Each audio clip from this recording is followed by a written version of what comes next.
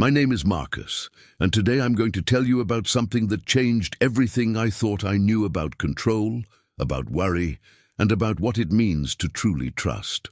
Before I continue, I'd like to ask you to subscribe to this channel if this story resonates with you. Share it with someone you love who might need to hear these words today. And please, leave a comment below telling me about your own journey. I read every single one, and your stories give me strength. I was 32 years old when my world started unraveling. On paper, everything looked perfect.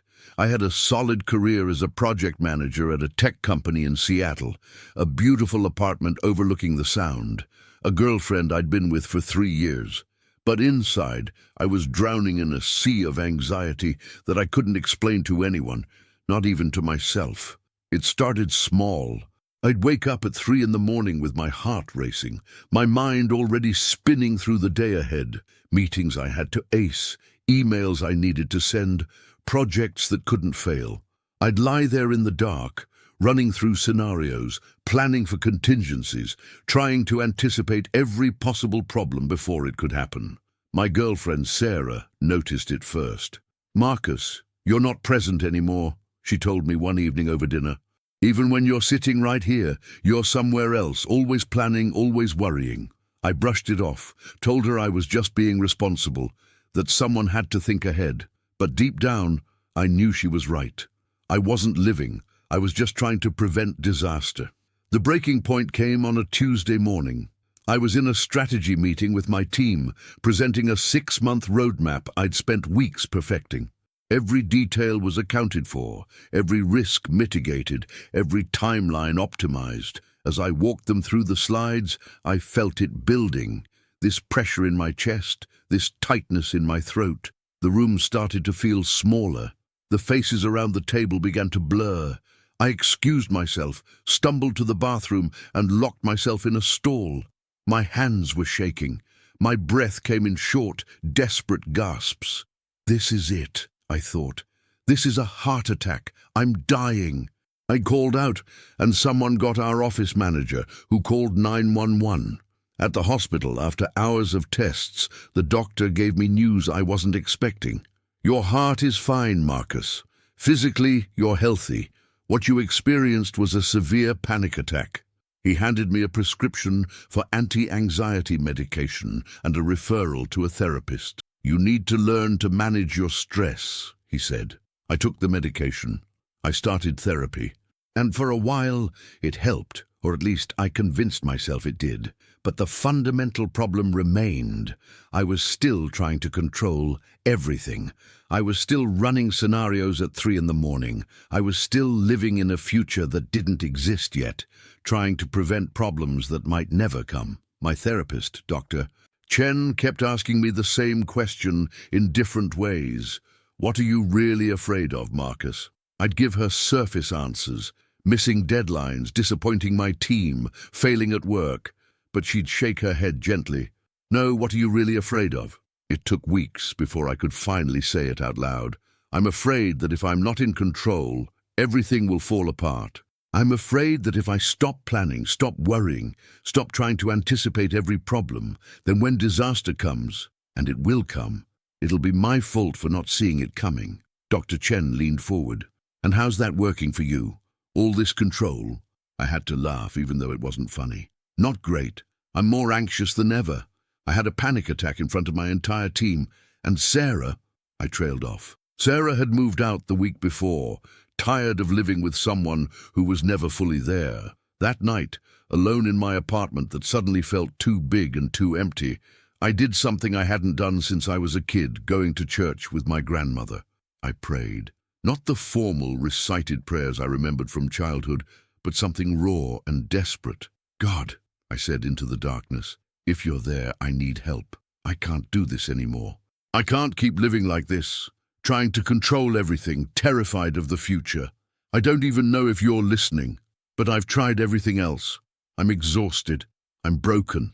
I don't know what else to do." I didn't expect an answer. I certainly didn't expect what happened next. As I sat there in the quiet, something shifted. It wasn't a voice. Not an audible one anyway.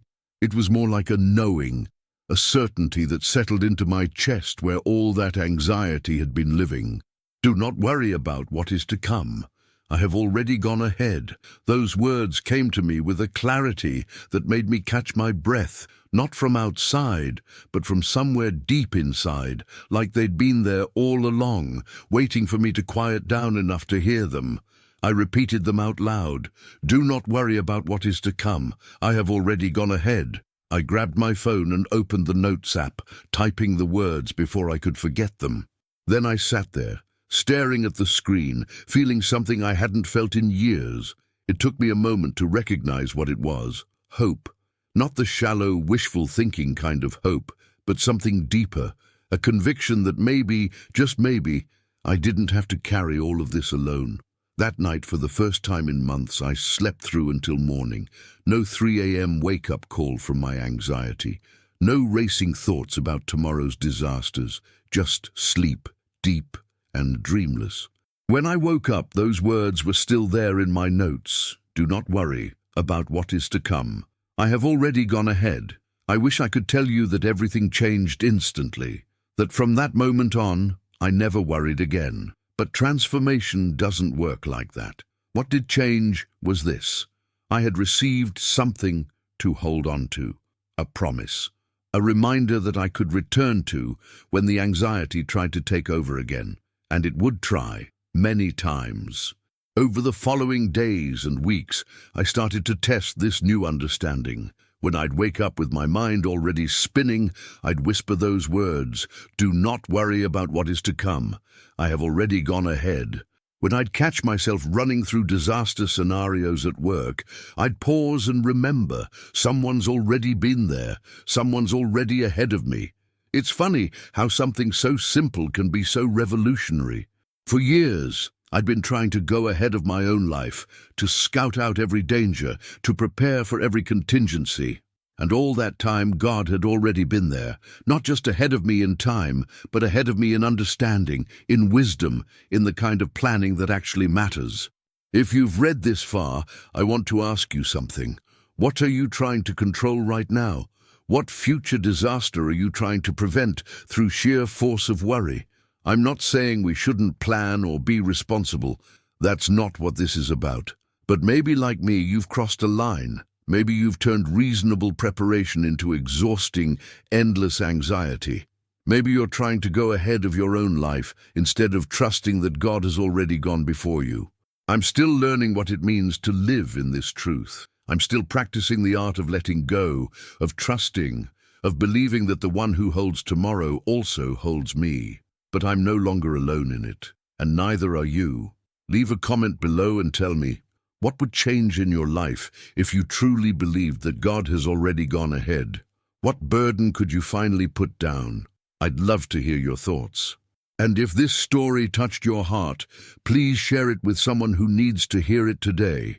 The morning after that first peaceful night's sleep, I woke up feeling something I hadn't experienced in months, a sense of lightness. It wasn't that my problems had disappeared. The project deadlines were still there, my relationship with Sarah was still broken, and my reputation at work was still recovering from the panic attack incident.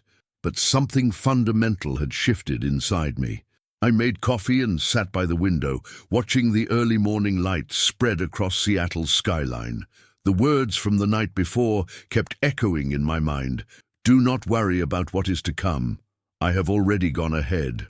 I pulled out my phone and read them again from my Notes app, making sure I hadn't imagined the whole thing. My first instinct was to dismiss it. I'm a logical person. I believe in data, in plans, in tangible solutions. A mystical experience in my dark apartment? That wasn't me. That wasn't how things worked, but I couldn't deny what I'd felt. That certainty, that peace that had settled over me like a warm blanket.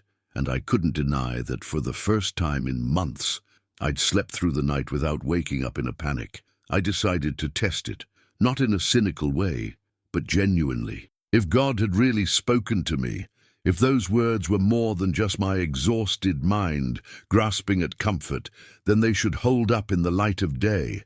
They should mean something when I faced the very anxieties that had been crushing me. That day at work, I had a meeting with my boss, Jennifer.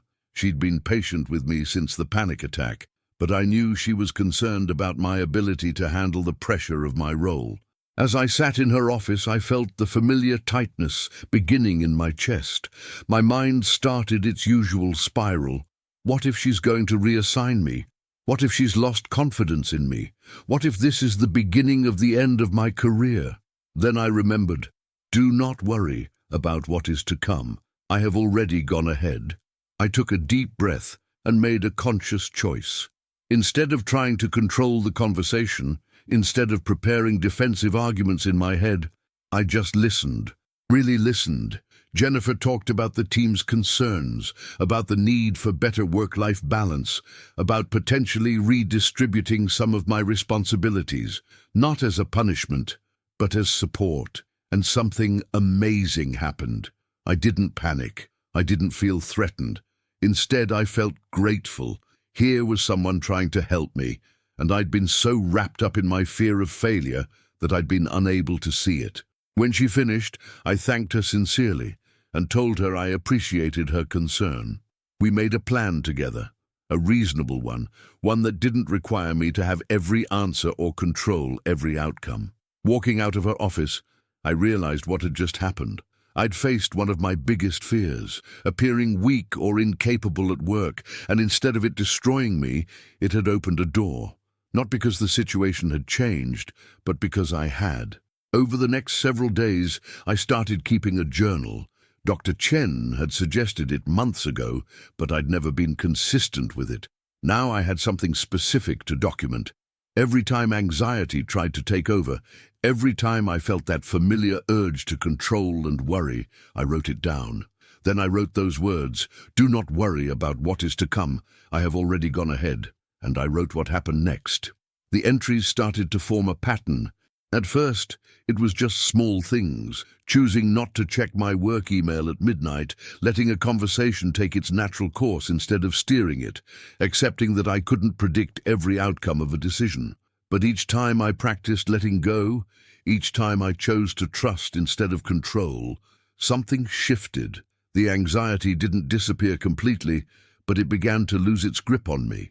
One evening, about 2 weeks after that first prayer, I got a text from Sarah. "Can we talk?" My heart jumped. Here it was, another moment I couldn't control. Part of me wanted to ignore it to avoid the discomfort. Another part wanted to plan out exactly what I'd say, to craft the perfect response that would fix everything. But I was learning a different way. I texted back, "Yes, when works for you." We met at a coffee shop near her new apartment. She looked tired, but also somehow lighter than the last time I'd seen her. We sat down with our drinks, and there was a long, awkward silence. Finally, she spoke. "Marcus, I've been thinking a lot about us, about why I left." She paused, stirring her latte absently. "I didn't leave because I stopped loving you. I left because I couldn't compete with your anxiety anymore. You were never really with me. You were always somewhere in the future, worrying about things that hadn't happened yet." I nodded slowly. "You were right. About everything." She looked surprised. "I was expecting you to argue with me. I would have, a few weeks ago." I took a sip of my coffee, gathering my thoughts. "Something happened after you left. I don't even know what to call it. An experience, a revelation, maybe."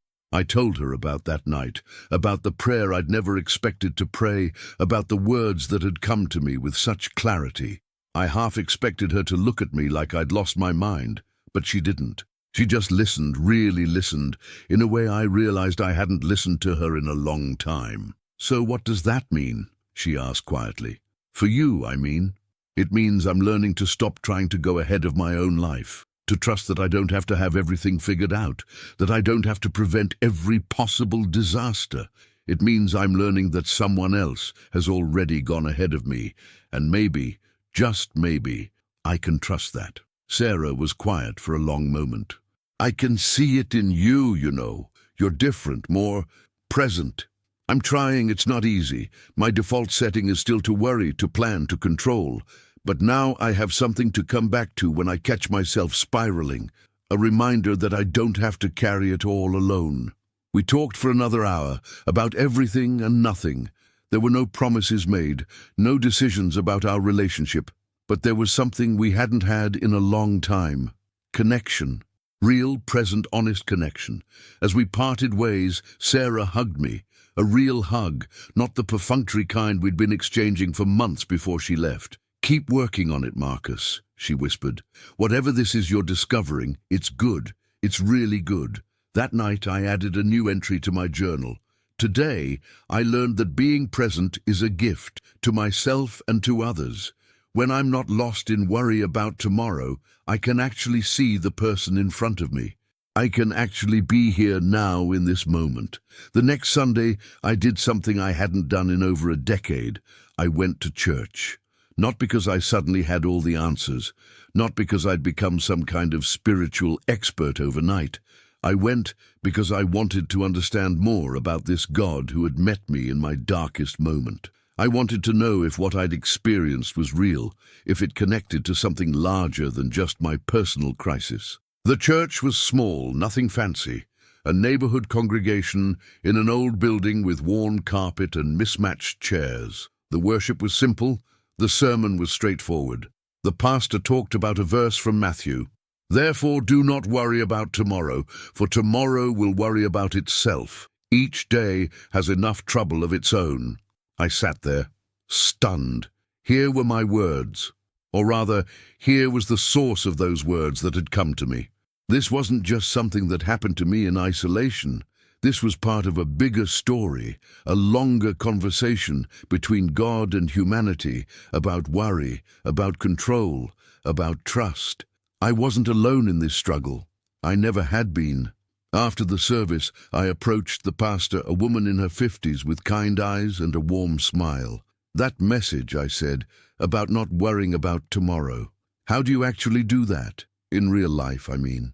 She smiled like she'd heard this question 1,000 times. "You practice. Every single day you practice. You catch yourself worrying and you remember that God is already in tomorrow. You're not surprising him with your problems. He's not frantically trying to figure out solutions. He's already there, already working, already making a way. Your job isn't to control the future. Your job is to trust the one who holds it." "But what about being responsible?" I asked. "What about planning and preparing? Isn't it irresponsible not to worry?" "There's a difference between wise planning and anxious worrying," she said.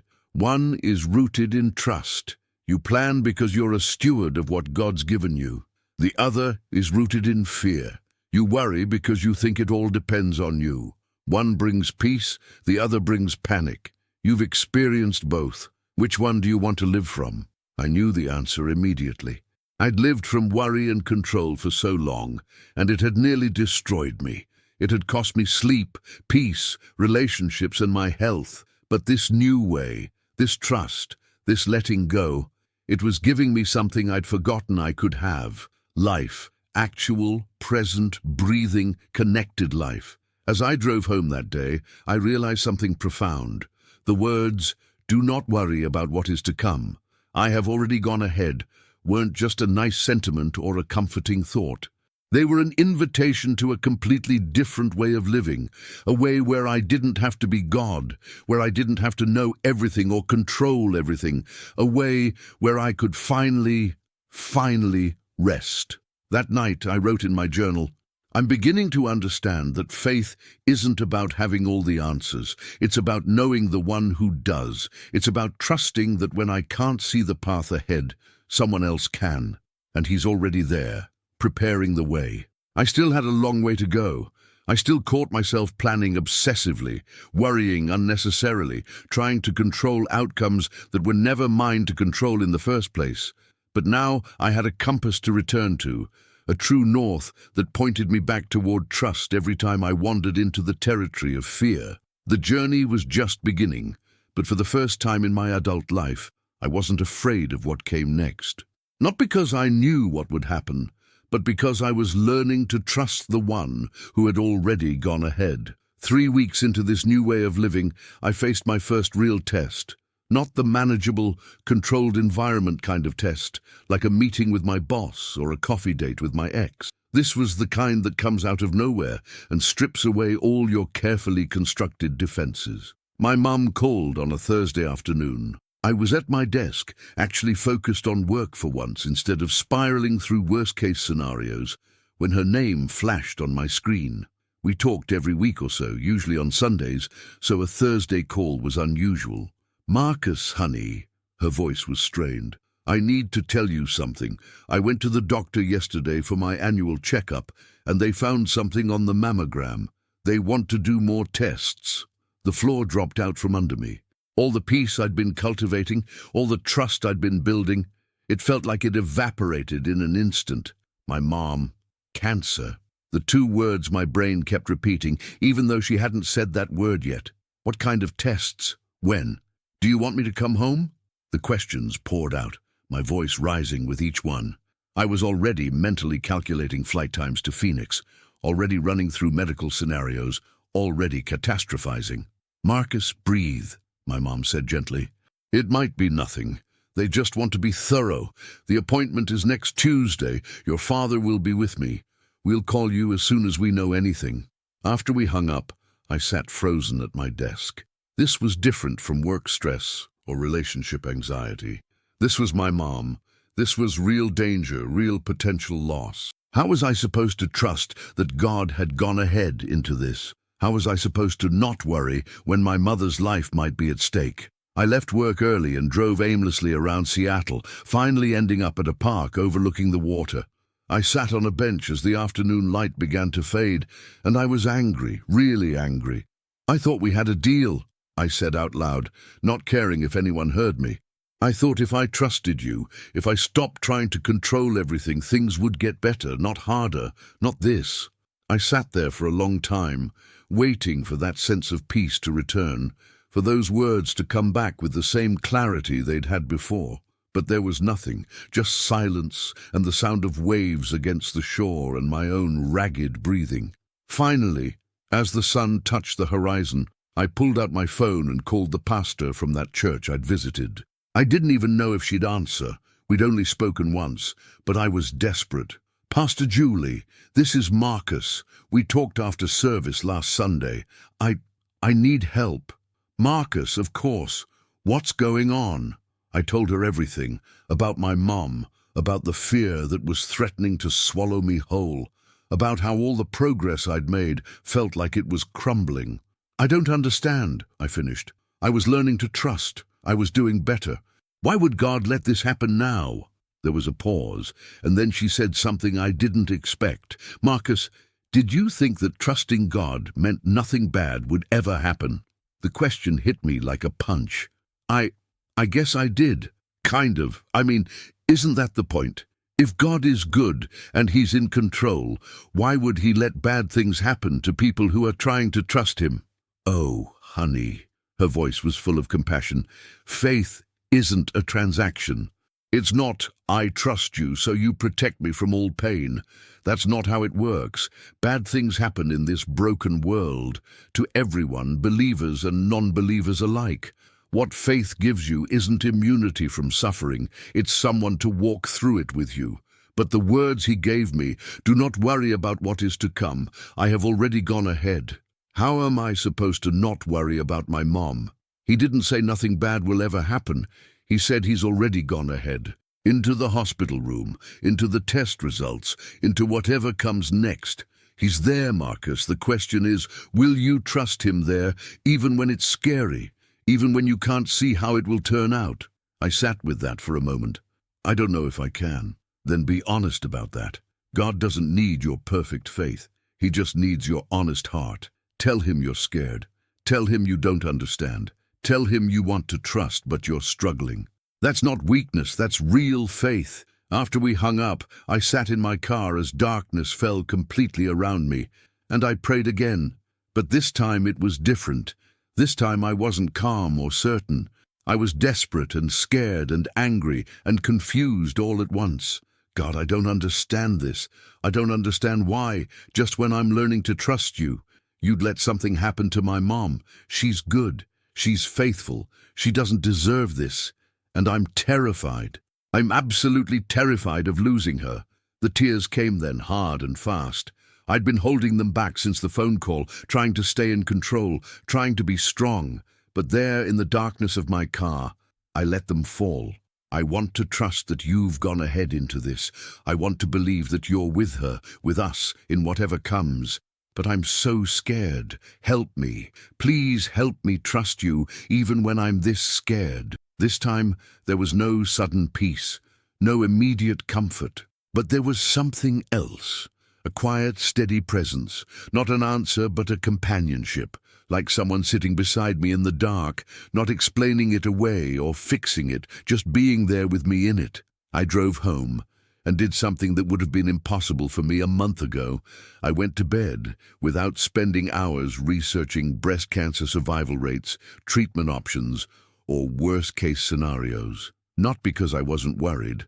I was. But because I made a choice to trust that God was with my mom in Phoenix, and He was with me in Seattle, and obsessing over statistics at midnight wouldn't change anything except rob me of the rest I needed to face tomorrow. The next few days were the longest of my life. I called my mom every day, trying to sound upbeat and positive, while internally screaming with anxiety. I went to work and went through the motions, but underneath it all, I kept coming back to that choice. Trust or control. Trust that God had already gone ahead, or try to manage my fear by drowning in information and worst-case planning. Some moments I chose trust, some moments I chose control. And I learned something important. Faith isn't a one-time decision. It's 1,000 small choices made over and over again, especially when everything in you wants to take back control. On Monday night, I couldn't sleep. The appointment was the next morning, and I knew I wouldn't hear anything until afternoon at the earliest. I got up and opened my laptop, and before I could stop myself, I was searching breast cancer stages and survival rates by age. I got about 3 articles in before I caught myself. This was exactly what I used to do. Try to prepare for every outcome. Try to feel in control by gathering information. But information wasn't what I needed. I needed to trust. I closed the laptop and pulled out my journal instead. I wrote, "Tomorrow my mom will get test results that might change everything. I can't control what those results will be. I can't prevent cancer by worrying about it. I can't manage this situation by obsessing over it. What I can do is trust that the God who spoke to me in my darkness is with my mum in hers. He's already in that doctor's office tomorrow. He already knows what the results will say, and he'll be there, whatever they are." Then I did something that felt almost rebellious. I wrote a list of things I was grateful for. My mom's life, her strength, her faith, the fact that she'd caught this early, whatever this turned out to be, the relationship my parents had, so she wouldn't face it alone, the medical advances that made so many cancers treatable now, my own journey toward trust that was preparing me to support her better than I could have a month ago. By the time I finished, something had shifted again. Not the fear that was still there, but underneath the fear was something solid, a foundation that hadn't been there before, a conviction that even if the worst happened, God would still be God. He would still be good. He would still be with us. Tuesday afternoon, my phone rang. My mum. My hands were shaking so badly I almost dropped the phone. "Marcus, honey, it's benign. It's not cancer. They did a biopsy and it came back benign. I'm okay." I sat down hard, the relief so intense it was almost painful. "Thank God. Oh, thank God. We were praying the whole time," my mom said, her voice thick with emotion. "Your dad and I, the whole church back home. And you know what's funny? I felt this incredible peace. Even in the waiting room, even when I was scared, there was this peace that didn't make sense. Like someone was telling me, I've got this. I'm already here." My breath caught those words. My mom had felt those words in her own way, without me ever telling her about my experience. "Mom," I said slowly, "I need to tell you about something that happened to me a few weeks ago."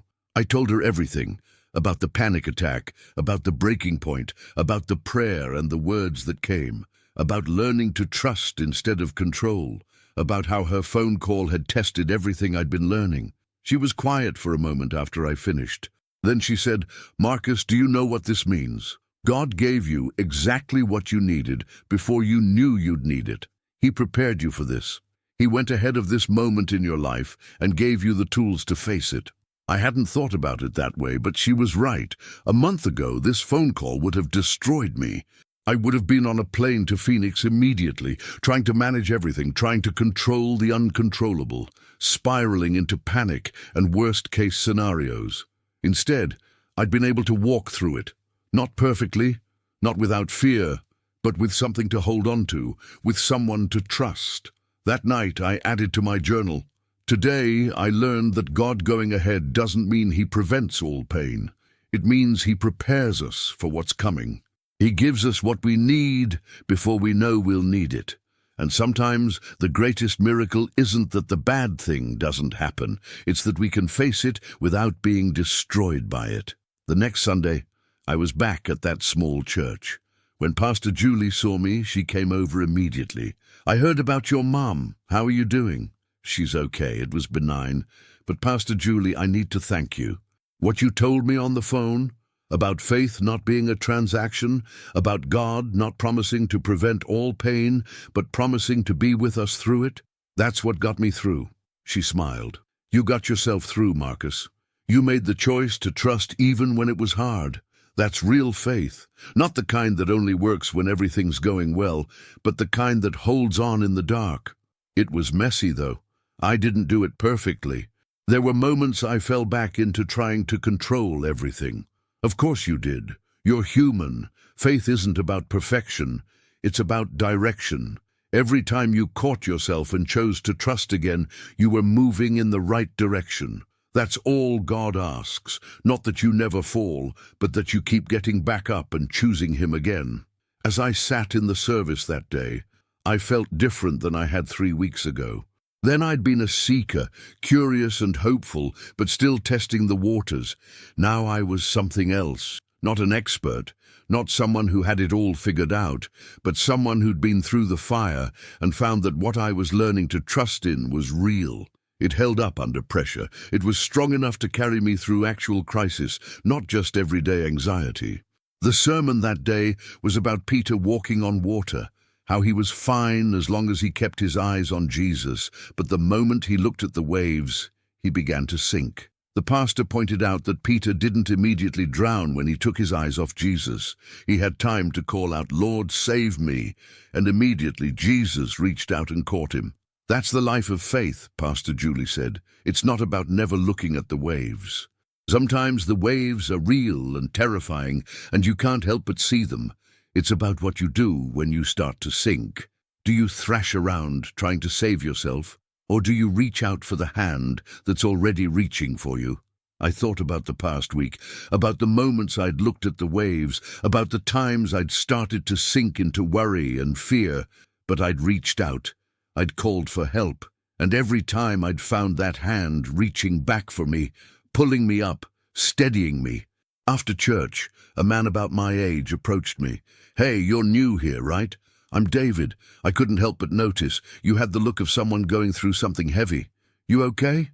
There was something in his eyes that told me he wasn't just making small talk. He'd been where I was. So I told him briefly about my mom, about the scare, about learning to trust through it. He nodded slowly.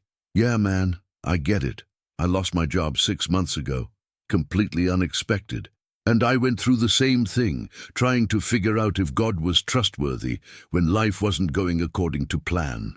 You know what I learned?" "What?" "That the faith you build in the valley is worth more than the faith you have on the mountaintop.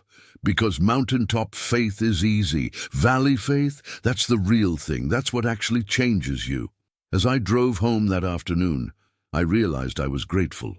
Not for the scare with my mom, I wouldn't have chosen that, but for what it taught me. It had tested everything I'd been learning and proved it was real. God had gone ahead, not just into the test results, but into my preparation for them. He'd given me weeks of learning to trust before I needed to trust with something that really mattered. And I knew this was just the beginning. There would be more tests, more valleys, more moments when I'd have to choose between control and trust. But I wasn't facing them alone anymore. I wasn't trying to go ahead of my own life anymore. Someone else had already gone ahead, and he was faithful. The relief about my mom was immense, but it opened up something I hadn't expected, a flood of other worries I'd been suppressing. It was like my brain had been holding back a dam of anxiety while dealing with the immediate crisis. And now that the crisis had passed, everything else came rushing through. Within days of getting the good news about my mom, I found myself lying awake at night again, this time worrying about different things. What if something happened to my dad? What if I got sick? What if the next crisis was one we couldn't handle? It was as if my mind, having prepared itself for the worst and not gotten it, was now frantically searching for other worst-case scenarios to worry about. I recognized what was happening. This was my old pattern, just wearing a new disguise. But recognizing it and stopping it were two different things. On Wednesday evening, I met David for coffee. He'd given me his number after church, and something about his honest, straightforward way of talking about faith made me want to know him better. We grabbed a table at a busy downtown cafe, and I found myself spilling everything. I thought I was getting better at this, I said, stirring my coffee absently. I thought I'd learned to trust, but now I'm just worrying about different things. It's like my anxiety is playing whack-a-mole with my life. I deal with one fear and three more pop up. David laughed, but not unkindly. Yeah, man. Welcome to the human condition. You know what your problem is? I raised an eyebrow. Please, tell me. You're trying to achieve worry-free living. That's not the goal. The goal is learning to worry with God instead of without Him. I frowned. That doesn't make sense. I thought the whole point was to not worry. Do not worry about what is to come. Remember? Yeah, but look at what you're doing. You're treating that word as a destination you're supposed to arrive at. Like one day you'll just wake up and never worry again. That's not realistic. You're always going to have concerns. Life is always going to throw you curveballs. The difference is whether you face those concerns alone, trying to control everything, or whether you face them with someone who's already been there. He took a sip of his coffee and continued. When I lost my job, I didn't stop being concerned about money or about finding new work. Those were real concerns. But I had a choice about what I did with those concerns. I could let them drive me into anxiety, staying up all night applying to hundreds of jobs in a panic, destroying my mental health. Or I could acknowledge them, do what was in my power to do, and trust God with the rest. And which did you do? I asked. He grinned. Both. Back and forth, day by day, sometimes hour by hour. This isn't a light switch, Marcus. It's a practice. Some days I trusted, some days I panicked, but over time the trust days started to outnumber the panic days. I thought about that as I walked home that night. Maybe I'd been looking at this all wrong. I'd been treating trust as a finish line. Once I learned to trust, I'd be done. I'd have arrived. But David was right. It wasn't about achieving some permanent state of unshakable faith. It was about the daily practice of bringing my real concerns to a real God and choosing again and again to trust His presence in them. That weekend, I did something I'd been avoiding. I reached out to Sarah. We'd had that good conversation at the coffee shop weeks ago, but I hadn't contacted her since. Part of me was afraid of pushing too hard, afraid of hoping too much, afraid of getting hurt again. But I was learning that avoiding something out of fear was just another form of trying to control the outcome. I sent her a simple text. Hey, would you want to grab dinner this weekend? No pressure, no agenda. I'd just like to see you. She responded an hour later. I'd like that. Saturday evening, we met at a small Italian restaurant we used to love. There was an awkwardness at first, the kind that comes from knowing someone intimately, but also being strangers to the new versions of yourselves you've become. You look good, Sarah said as we sat down. Lighter, somehow. Thanks. I feel different. Still figuring out what that means, but different. Over pasta and wine, I told her more about what had been happening. The crisis with my mom, the ongoing practice of trust, the community I was finding at church. She listened with genuine interest, asking questions that showed she really heard me. "It's strange," she said at one point, twirling spaghetti on her fork. "When I left, I thought you needed to fix yourself before we could have any kind of relationship, but now I'm realizing that's not how it works. You're not fixed. You're still struggling, but you're struggling differently. You're not alone in it anymore." "No," I agreed. "I'm not alone in it, and that changes everything." "Marcus," she said carefully, setting down her fork, "I need to be honest with you about something. When I moved out, I thought maybe I was done. Done with us, done with trying, but seeing you now, seeing how you're changing, I don't know. I'm not ready to say we should get back together, but I'm not ready to say we're done either." My old self would have tried to pin her down, to get clarity, to know exactly where we stood and where we were going.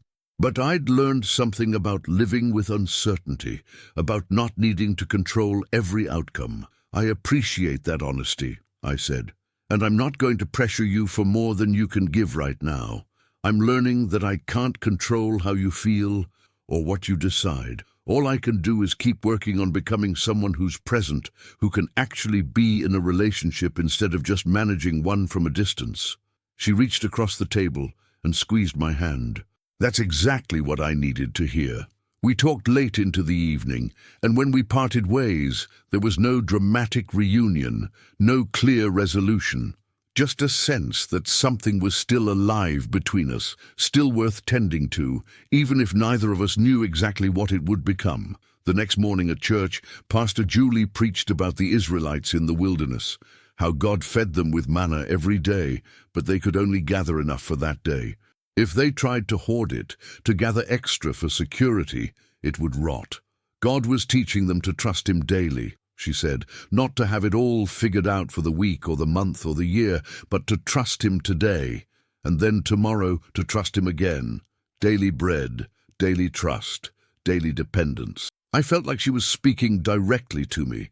I'd been trying to gather enough trust to last me forever, to achieve some permanent state where I'd never have to worry again. But that wasn't how it worked. Trust was daily bread. I had to gather it fresh every morning. After the service, an older man approached me. His name was Robert, and I'd seen him around but never spoken to him. He had white hair and kind eyes that suggested he'd seen a lot of life. "Excuse me," he said. "I don't mean to intrude, but I've noticed you here the past few weeks. You have the look of someone who's in the middle of learning something important." I laughed. "Is it that obvious?" "Only to someone who's been there." He gestured to a bench outside the church. "Do you have a few minutes?" We sat in the morning sun, and Robert told me his story. He'd been a successful businessman, built a company from the ground up, provided for his family, did everything right. Then, at 55, he lost everything in the 2008 financial crisis. His business, his savings, nearly his marriage. "I thought I'd had faith before that," he said. "I went to church, I prayed, I tried to be a good person. But when everything fell apart, I realized I'd been trusting in my ability to build a secure life, not in God. Losing everything was the worst thing that ever happened to me, and also the best, because it taught me what real faith was." "What is it?" I asked. "It's showing up. Every day, even when you don't feel it, even when you're scared or angry or confused. It's saying yes to God, not because you understand His plan, but because you're learning to trust His character. It's like a marriage. Some days you feel the love strongly. Other days, you just do the dishes. But you show up either way." "How long did it take," I asked, "to get to where you are now, where it seems like you've got it figured out?" He chuckled. "Son, I'm 72 years old, and I still don't have it figured out. Just last week I was worrying about my grandson who's struggling with addiction. I still have moments where I want to fix everything, control everything, make it all work out my way. The difference is, now I know what to do with those moments. I bring them to God. I say, 'Here I am again, trying to be in charge. Help me remember you're already handling this.' So it never ends. The struggle, I mean. The struggle changes. It gets more familiar. You learn the patterns of your own heart. You recognize the warning signs when you're slipping back into control. But no, you never arrive at some final destination where faith is easy and automatic. Anyone who tells you different is selling something. I appreciated his honesty more than I could express. So much of what I'd heard about faith made it sound like the goal was to reach some perfect state of trust where nothing ever bothered you again. But Robert was telling me something different, that the goal was to learn to walk with God through the real, messy, ongoing struggles of life. That afternoon, I spent time in my journal reflecting on the past week. I wrote, "I've been thinking about faith wrong. I thought it was about achieving a state of permanent peace where nothing worried me anymore. But that's not it. Faith is about relationship. It's about learning to turn toward God instead of away from Him when I'm worried. It's about bringing Him my real fears instead of trying to manage them alone. Sarah's not sure about us. That's okay. I don't need to know right now. I can trust that God's already in our future, whatever it holds. My anxiety tries to come back in different forms. That's okay too. I'm learning to recognize it and redirect it. This is a daily practice, not a one-time achievement. Every morning, I have to choose again. Will I try to go ahead of my own life, or will I trust the one who's already gone ahead?" The next week at work, I got news that our department was being reorganized. In the past, this would have sent me into a tailspin of worry. What would this mean for my position? Would I lose my team? Would I have to report to someone new? Was this the beginning of layoffs? All those thoughts came, rapid fire, the moment Jennifer announced the restructuring in our team meeting. I felt my chest tighten, felt that familiar urge to immediately start planning, strategizing, trying to get ahead of every possible outcome. But then I caught myself. I took a breath, and I made a choice. Do not worry about what is to come. I've already gone ahead. I couldn't control the restructuring. I couldn't prevent whatever changes were coming. What I could do was my job well today, be honest in my conversations with leadership, and trust that God was already in whatever came next. After the meeting, Jennifer pulled me aside. "Marcus, I wanted to tell you personally, you're not at risk in this reorganization. In fact, we're considering expanding your responsibilities. You've shown real growth these past couple months. Whatever you're doing, keep doing it." I thanked her and walked back to my desk in a kind of daze. It wasn't just about getting good news. It was about how I'd handled the uncertainty in between the announcement and her reassurance. I'd felt the fear, acknowledged it, and then chosen to trust anyway. And I'd survived it. More than survived. I'd remained present, functional, capable. That evening, I called David. "Hey, remember what you said about worrying with God instead of without Him?" "Yeah? I think I'm starting to understand what you meant." He laughed. "Good. Welcome to the practice. It never gets perfect, but it does get more familiar. You start to recognize the difference between productive concern and destructive worry. You learn to distinguish between what's yours to carry and what's God's to handle. It's a lifelong process, but it's a good one. Thanks, man, for being honest about it, for not pretending it's easy. That's what we're here for, to tell the truth about how hard this is and how worth it is at the same time." As I got ready for bed that night, I thought about the journey I'd been on. It had been less than 2 months since that desperate prayer in my dark apartment, since those words had come to me with such clarity. In that time, I'd learned that faith wasn't what I thought it was. It wasn't achieving some permanent state of unshakable confidence. It was simpler and harder than that. It was showing up. It was bringing your real self with all your real fears to a real God. It was choosing over and over again to believe that He'd gone ahead even when you couldn't see the path. It was learning to distinguish between the concerns you needed to act on and the worries you needed to surrender. It was daily bread, daily trust, daily practice. I wasn't perfect at it. I still had moments of panic, still caught myself trying to control things that weren't mine to control, but I was changing, and not just in my anxiety levels or my sleep patterns, though those were improving. I was changing in something deeper, in my understanding of what it meant to be human, what it meant to have faith, what it meant to truly live instead of just trying to prevent disaster. Before I turned off the light, I added one more entry to my journal, Today I learned that faith is a practice, not a destination, and I'm okay with that. I don't need to have it all figured out. I just need to keep showing up, keep choosing trust, keep learning to walk with someone who's already gone ahead. That's enough. 2 months into this journey, I was beginning to understand something profound. Transformation isn't a straight line. Some days I felt like I was making real progress, genuinely learning to trust, becoming the person I wanted to be. Other days felt like I was right back at square one, caught in the same old patterns of anxiety and control.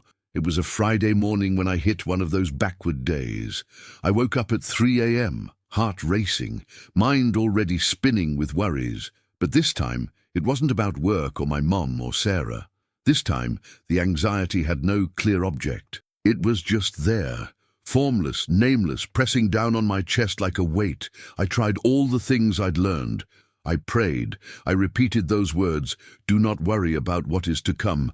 I have already gone ahead." I pulled out my journal and tried to write.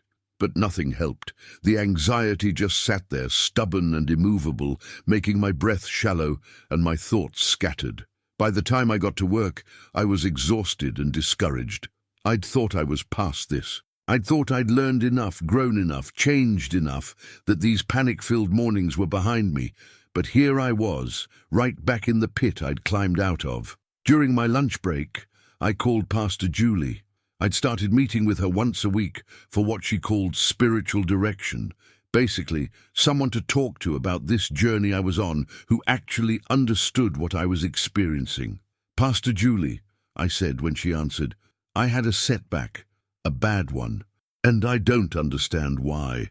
I've been doing everything right. I've been praying, going to church, practicing trust. Why is this still happening?" There was a pause, and then she asked gently, "Marcus, can I tell you something that might be hard to hear?" "I guess. You're not doing this right." I felt defensive immediately. "What do you mean?" "I'm trying. I'm really trying. I know you are. But you're still treating faith like a formula. If I do X and Y and Z, then God will do A and B and C, and I'll never struggle again. That's not faith, Marcus. That's still trying to control outcomes. You've just shifted from trying to control circumstances to trying to control your spiritual growth." Her words hit me like cold water. She was right. I'd been approaching my faith journey the same way I approached everything else in my life, as a project to be managed, a problem to be solved, a goal to be achieved. "So what do?" I asked quietly. "You let it be messy. You let yourself be human. You stop measuring your worth by how well you're trusting and start simply being with God in whatever state you're in. Anxious? Bring that to Him. Discouraged? Bring that too. Angry that you're struggling again? Especially bring that. He doesn't need your perfect performance. He wants your real presence." After we hung up, I sat in my car in the parking lot for a long time. I thought about how much energy I'd been expending trying to do faith right, trying to be a good example, trying to prove I was changing, and I'd completely missed the point. This wasn't about performance. It was about relationship. That evening, I did something different. Instead of trying to pray away my anxiety or fix it or understand it, I just sat with it. I acknowledged it was there, acknowledged it felt terrible, and then I talked to God about it honestly. "I don't know why I'm feeling this way," I said into the empty room. "I don't know what triggered it or what it means or how to fix it. And I'm tired of trying to figure it out. I'm tired of trying to be perfect at this. So here I am, anxious, discouraged, feeling like a failure. This is where I am today. Can you meet me here?" There was no dramatic answer, no sudden relief, but there was something else, a sense of permission. Permission to be exactly where I was. Permission to struggle without shame. Permission to be in process instead of already arrived. The next morning, I woke up feeling different. Not perfect, not anxiety-free, but somehow lighter. The anxiety was still there, but it wasn't suffocating me. It was just there. A part of my current experience that I didn't have to fix immediately. Saturday afternoon, David texted me, "Hey man, a bunch of us from church are getting together tonight for pizza and games at my place. You in?" I almost said no. I didn't feel social. I didn't want to put on a happy face and pretend I was doing great. But then I remembered what Pastor Julie had said about bringing my real self. Maybe that applied to community too. When I arrived at David's apartment that evening, I found about 8 people from church gathered in his living room. Some I recognized, others I'd never met. The atmosphere was warm and casual, nothing like the formal church services I'd grown up with. A woman named Grace, who I learned was a nurse at Seattle Children's Hospital, was in the middle of telling a story about a difficult week at work.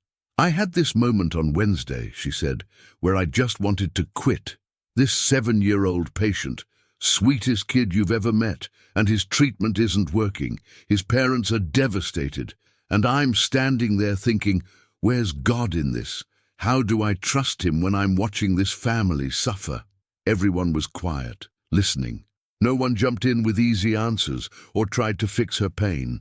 "So what did you do?" someone asked. "I went to the chapel during my break and I cried. And I told God I was angry, that I didn't understand, that it wasn't fair." She paused. "And you know what? I didn't get any answers. But I got something else. I got the strength to go back to that family and be present with them. Not to fix it or explain it, but just to be there." I found myself speaking up. "I had something similar yesterday.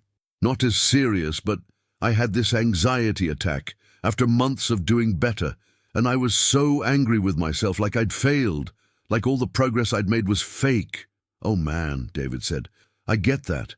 I still have days where I panic about money, even though I've had a new job for months now. The old fears don't just disappear." "That's what I'm learning," I said. "I thought faith meant not struggling anymore. But maybe it means struggling differently, struggling with someone instead of alone." A man named Chris, who I later learned was a high school teacher, nodded. "That's exactly it. I spent years thinking I had to have it all together before I could really be a Christian. But this community taught me that we're all broken, all struggling, all just trying to follow Jesus one day at a time." We spent the rest of the evening eating pizza, playing board games and talking, sometimes about deep things, sometimes about completely mundane stuff like favorite movies and worst first dates. And somewhere in the middle of it, I realized something. This was church too. Not just Sunday morning services, but this. Real people being real with each other, supporting each other, reminding each other that none of us had it all figured out. When I left that night, Grace caught me at the door.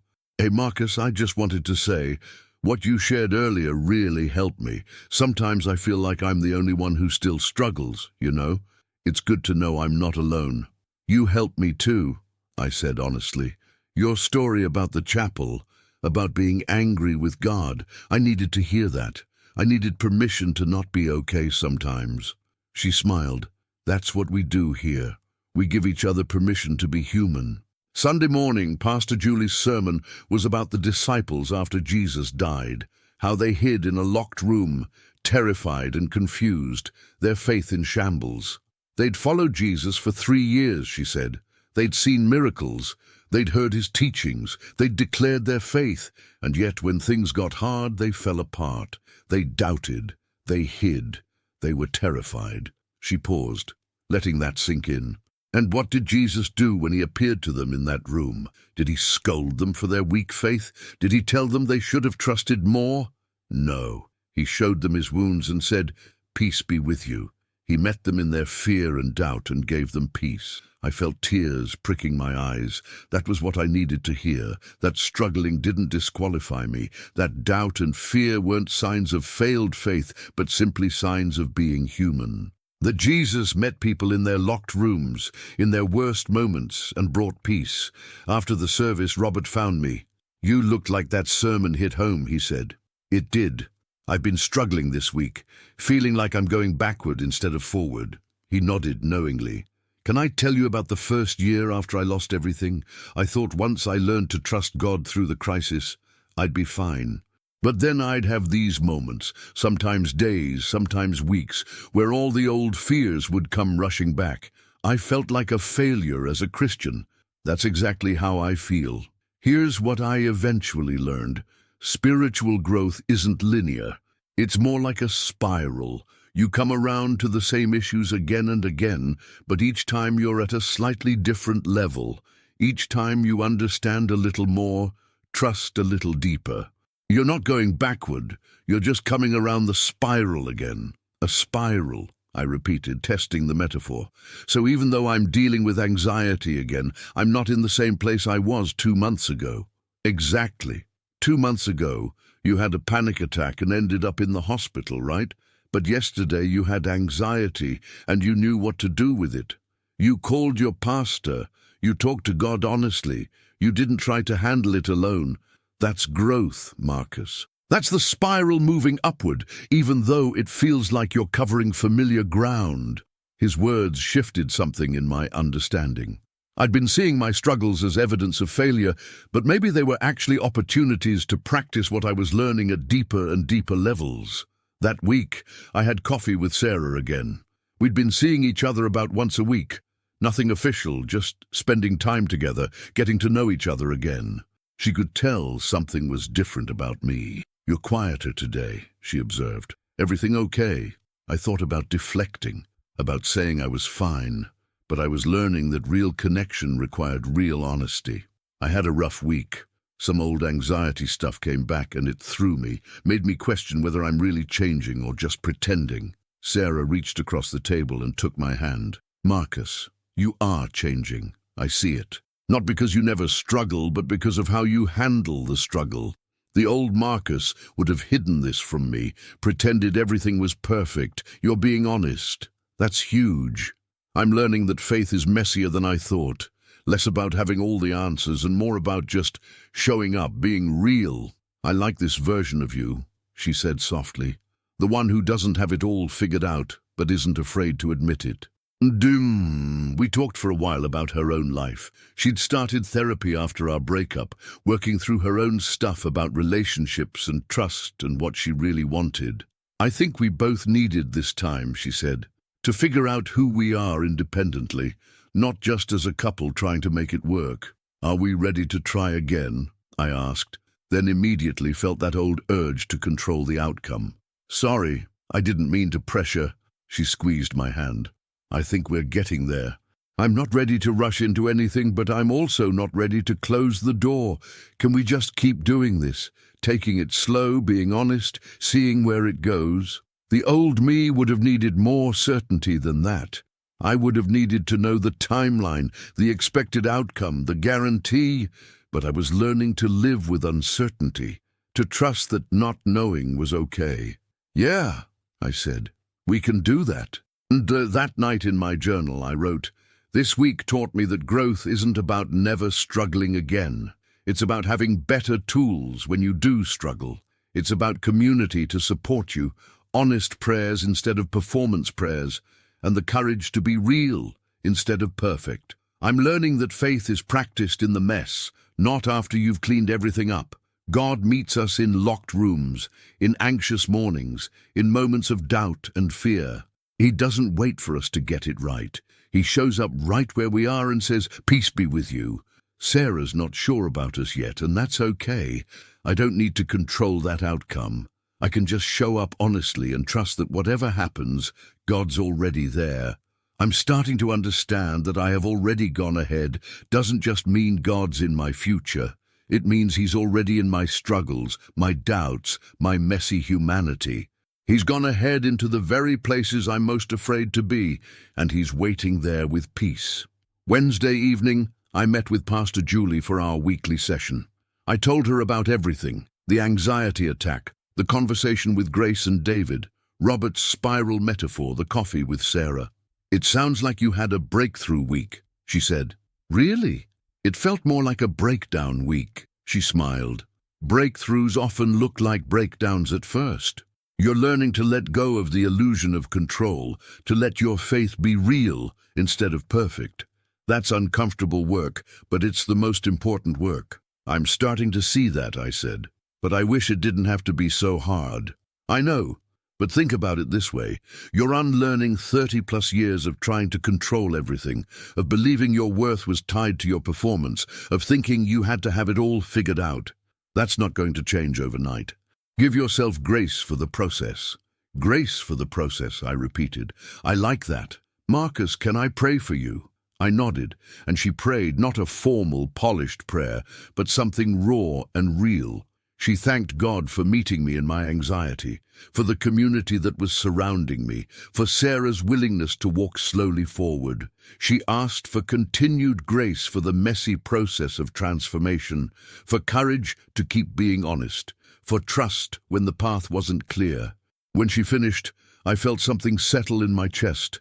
Not the absence of anxiety, but something deeper, a foundation, a sense that I was held, even in the struggle, that I was known, even in the mess, that I was loved, not for my performance, but for my presence. That Friday, David invited me to a men's breakfast at the church. It was early, 6:30 a.m., and I almost didn't go, but I'd learned that showing up, even when I didn't feel like it, often led to unexpected gifts. There were about 15 men gathered in the church basement, ranging in age from early 20s to late 70s. We ate bagels and drank terrible coffee, and then someone opened a discussion about the difference between being a good man and being a godly man. The conversation that followed was one of the most honest I'd ever been part of. Men talking about their struggles with anger, with lust, with pride. Men admitting they didn't have their marriages figured out, their parenting figured out, their faith figured out. Men supporting each other, challenging each other, reminding each other that being godly wasn't about being perfect. It was about being willing to be transformed. An older man named Frank shared about his struggle with alcohol 20 years ago. "I thought I had to quit drinking before I could come to church," he said. "I thought I had to get my act together first. But someone told me, come as you are, Jesus meets us in our mess, not after we've cleaned it up. That changed everything for me." I raised my hand tentatively. "What if you keep making the same mistakes? What if you think you've changed, but then you fall back into old patterns?" Frank looked at me with understanding. "Then you get back up, you confess, you try again. That's what repentance means. Not being perfect, but turning back toward God every time you turn away. The Christian life isn't about never falling. It's about getting back up over and over again, because you know someone's always reaching down to help you up." As I drove home that morning, the sun just beginning to rise over Seattle, I thought about everything I'd learned in these 2 months. I'd learned that faith was messy, that transformation was a spiral, not a straight line, that community was essential, that honesty was more valuable than perfection.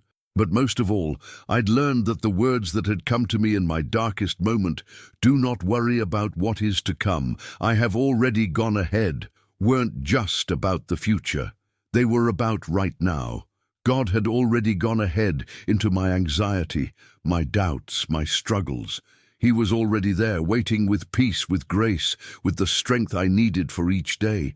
I wasn't who I wanted to be yet. I still struggled. I still had moments of panic and control. But I was changing. Slowly, messily, imperfectly, but really. And that was enough. Before I went into my apartment, I sat in my car for a moment and prayed, "God, thank you for meeting me in the mess. Thank you for not waiting until I had it all figured out. Thank you for going ahead into every locked room, every anxious morning, every uncertain step. Help me keep showing up, keep being honest, keep trusting that you're already there. That's all I've got today, but maybe that's all I need." And in the quiet of that morning, I felt it again, that presence, that peace, that certainty that I wasn't alone. I was held, I was known, I was loved, and someone had already gone ahead. 3 months into this journey, I received an email that made my stomach drop. The subject line read, "Leadership Development Program Opportunity." My immediate reaction wasn't excitement, it was terror. Jennifer wanted to nominate me for a 6-month intensive leadership program that would prepare me for a senior management role. It was a huge honor, a clear sign that they saw potential in me despite the panic attack incident. But it also meant more responsibility, more visibility, more opportunities for things to go wrong. The old Marcus would have either jumped at the opportunity to prove himself or immediately declined out of fear.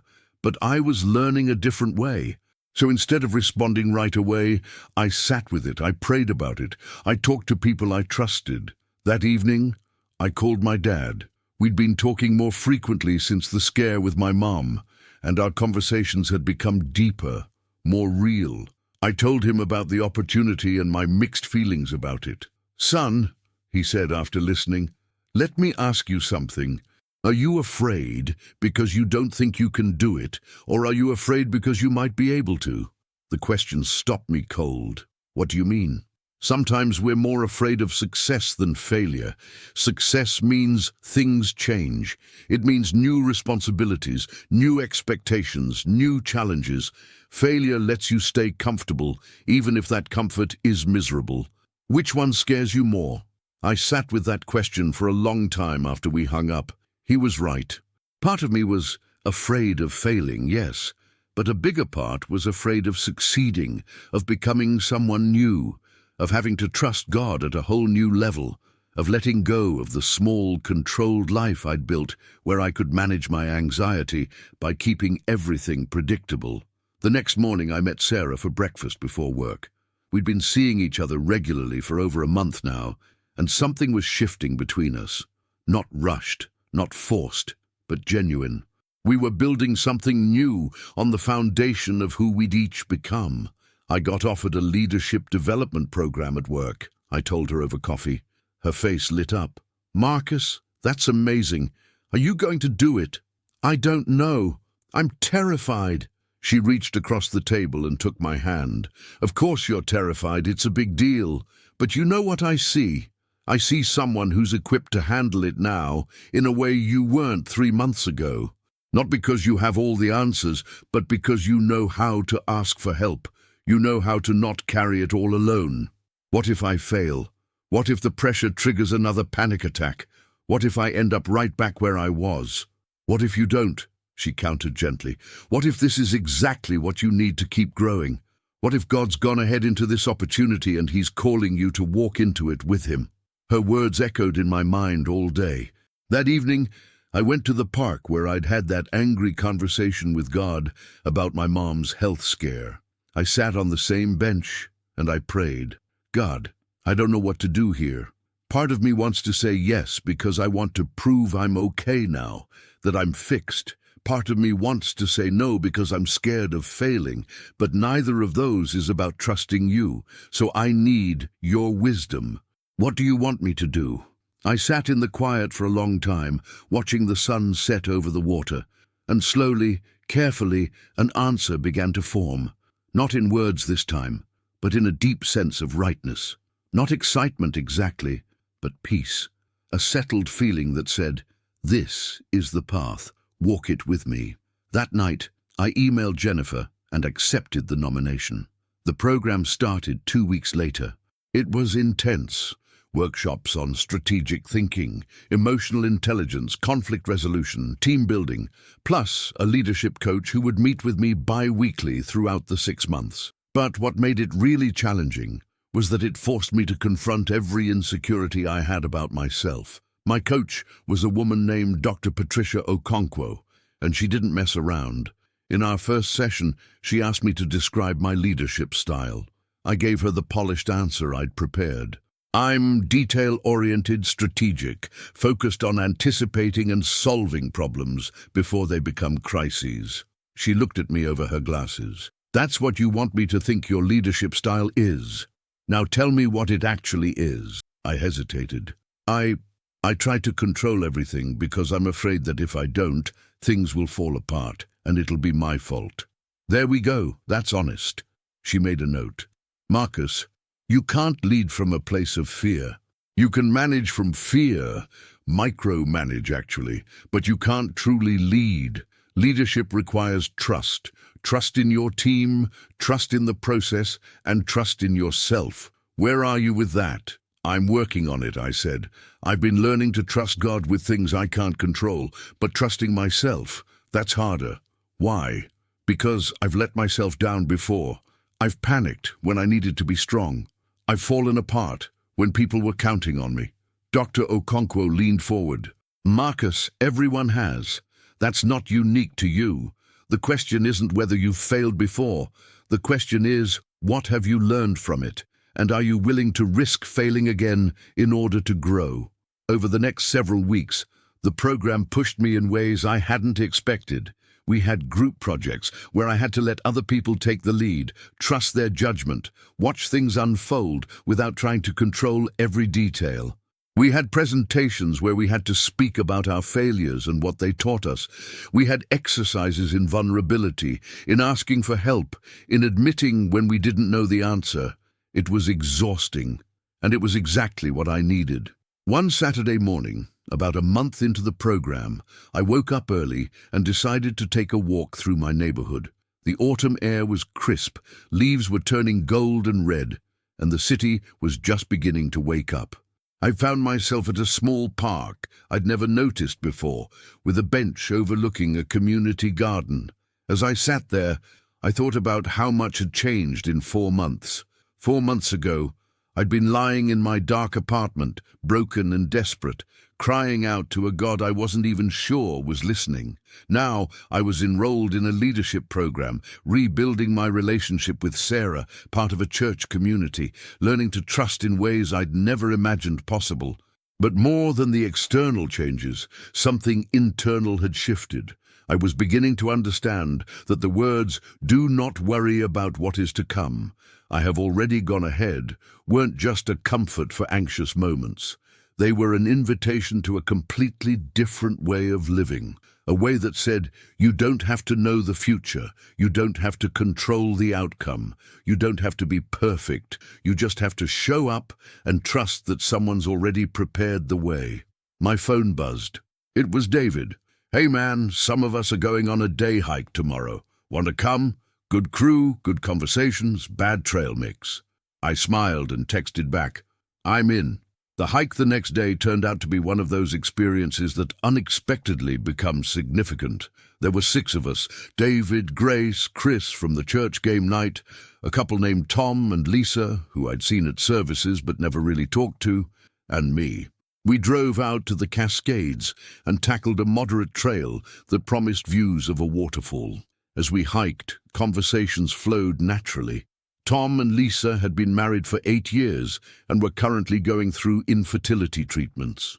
Grace was dealing with burnout at the hospital. Chris was questioning whether he should stay in teaching or pursue a completely different career. Everyone was in the middle of something hard. Everyone was struggling with questions that didn't have easy answers, and yet there was this sense of joy, of lightness, even in the heaviness. We laughed, we encouraged each other on the steep parts, we shared trail snacks, we told stories. About halfway up, during a water break, Grace asked me, "How are you really doing, Marcus? With everything, the program, Sarah, all of it." I thought about giving a surface answer, but I was learning that this community deserved honesty. "I'm doing okay. Better than okay, actually. But it's weird. I keep waiting for the other shoe to drop, like things are going too well, so something bad must be coming." Chris nodded. "That's the anxiety talking. It's like you're trying to worry now so you won't be surprised later." "Exactly, but I'm trying to catch myself when I do it, trying to choose trust instead." Tom spoke up, his voice thoughtful. "Lisa and I have learned something through this infertility journey. We kept thinking, once we get pregnant, we'll finally be able to trust God. But we're realizing that's backward. We have to trust Him now, in the not knowing, in the waiting. That's where real faith is built." "How do you do that?" I asked. "When the thing you want so badly isn't happening?" Lisa answered. "We practice being grateful for what we have, instead of being consumed by what we don't have. We choose to believe that God's timing is good, even when we can't see it. And honestly, some days we do it better than others. Some days we just cry and rail against the unfairness of it all, but we keep coming back to trust." We reached the waterfall around noon. It was spectacular, a 200-foot cascade of water crashing into a crystal pool, surrounded by moss-covered rocks and ancient trees. We sat on the rocks, eating our lunches, and for a while we just listened to the water. Then David said, "Can I share something? This moment right here, this is church to me. Not that I don't value Sunday services, but this, being in creation, being real with people who get it, being able to talk about hard things and still find joy, This is where I feel closest to God." Everyone nodded in agreement, and I realized I felt the same way. There was something sacred about this moment, not despite our struggles, but because of them. Because we were bringing our real selves, with all our questions and doubts and hopes, and we were doing it together. On the hike back down, I found myself walking beside Grace. She was quiet, which was unusual for her. "You okay?" I asked. She sighed. "I'm thinking about quitting my job. I love nursing, I love those kids, but I'm so burned out, I don't know if I can keep doing it." "What's holding you back from leaving?" "Guilt, mostly. Like, if I leave, who's going to take care of those patients? Plus, it feels like admitting defeat, like I'm not strong enough." I thought about my own journey, about what I'd learned. Can I tell you something? A few months ago, I would have told you to push through, to be strong, to not give up. But I'm learning that sometimes the bravest thing you can do is admit you need to change something. That's not weakness, that's wisdom. She looked at me with tears in her eyes. I needed to hear that. Thank you. That evening back at my apartment, I reflected on the day in my journal. Today, I learned that community isn't just about being together when things are good. It's about being together in the struggle, in the questions, in the uncertainty. It's about being honest enough to say, "I'm not okay," and safe enough to know that's acceptable. Tom and Lisa trust God in the waiting. Grace is learning to honor her limits. Chris is questioning his path. And me, I'm learning that the journey isn't about arriving at some perfect place where everything's figured out. It's about walking together, supporting each other, reminding each other that someone's gone ahead and we're not alone. I think this is what the church is supposed to be.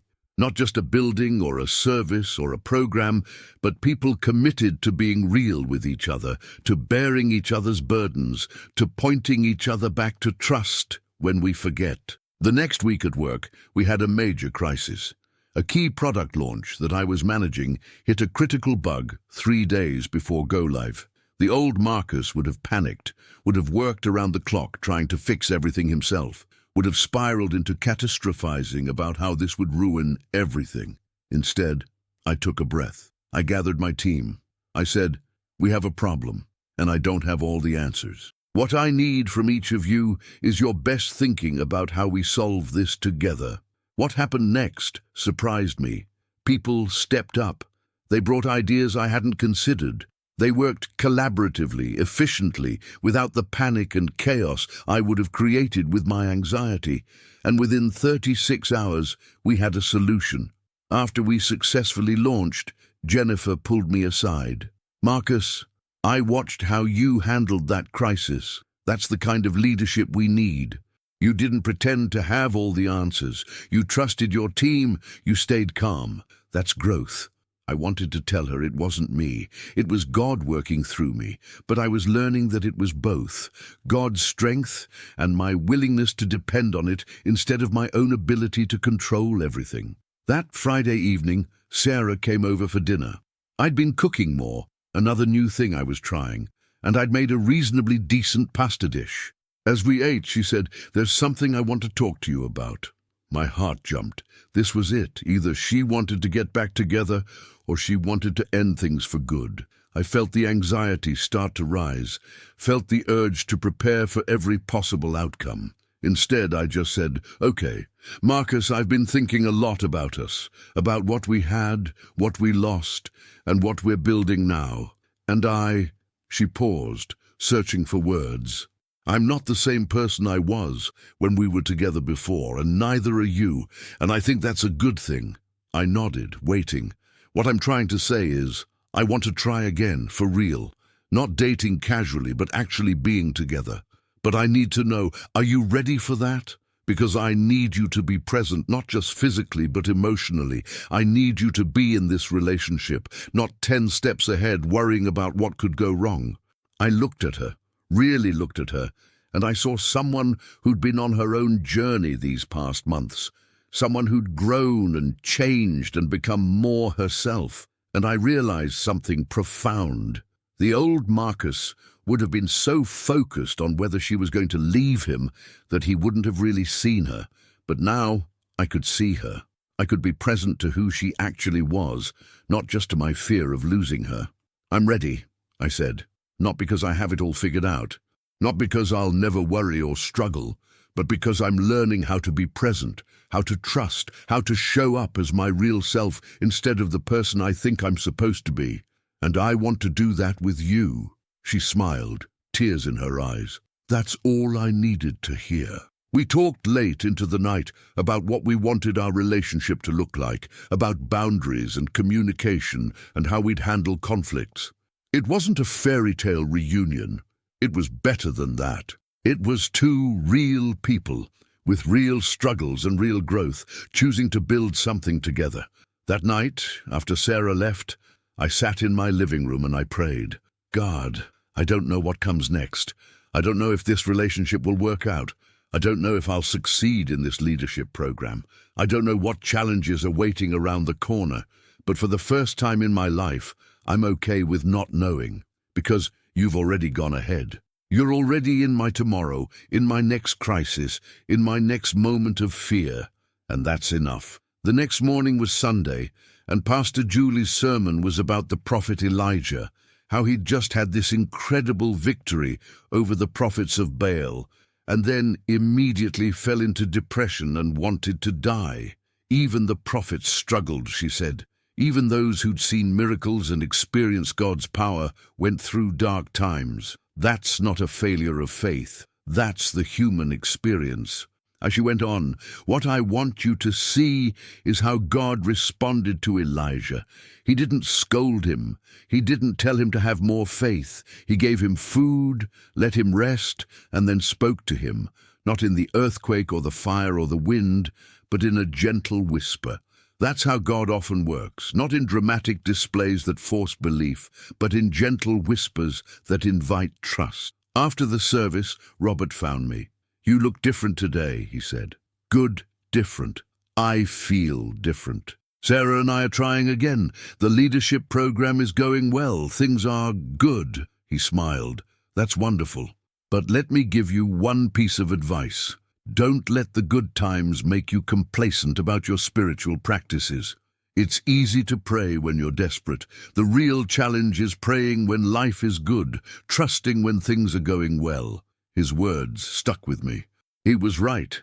I'd been so focused on learning to trust in the hard times that I hadn't thought about trusting in the good times. But maybe that was just as important. Maybe trusting God when things were going well meant not waiting for disaster, not catastrophizing about when the good times would end, but simply being grateful and present in the blessing. That afternoon, I updated my journal with a new entry. 4 months ago, I was broken and desperate. Today, I'm experiencing good things: a relationship rebuilding, professional growth, genuine community, deepening faith. The temptation is to worry about when this will all fall apart, but I'm learning a different way.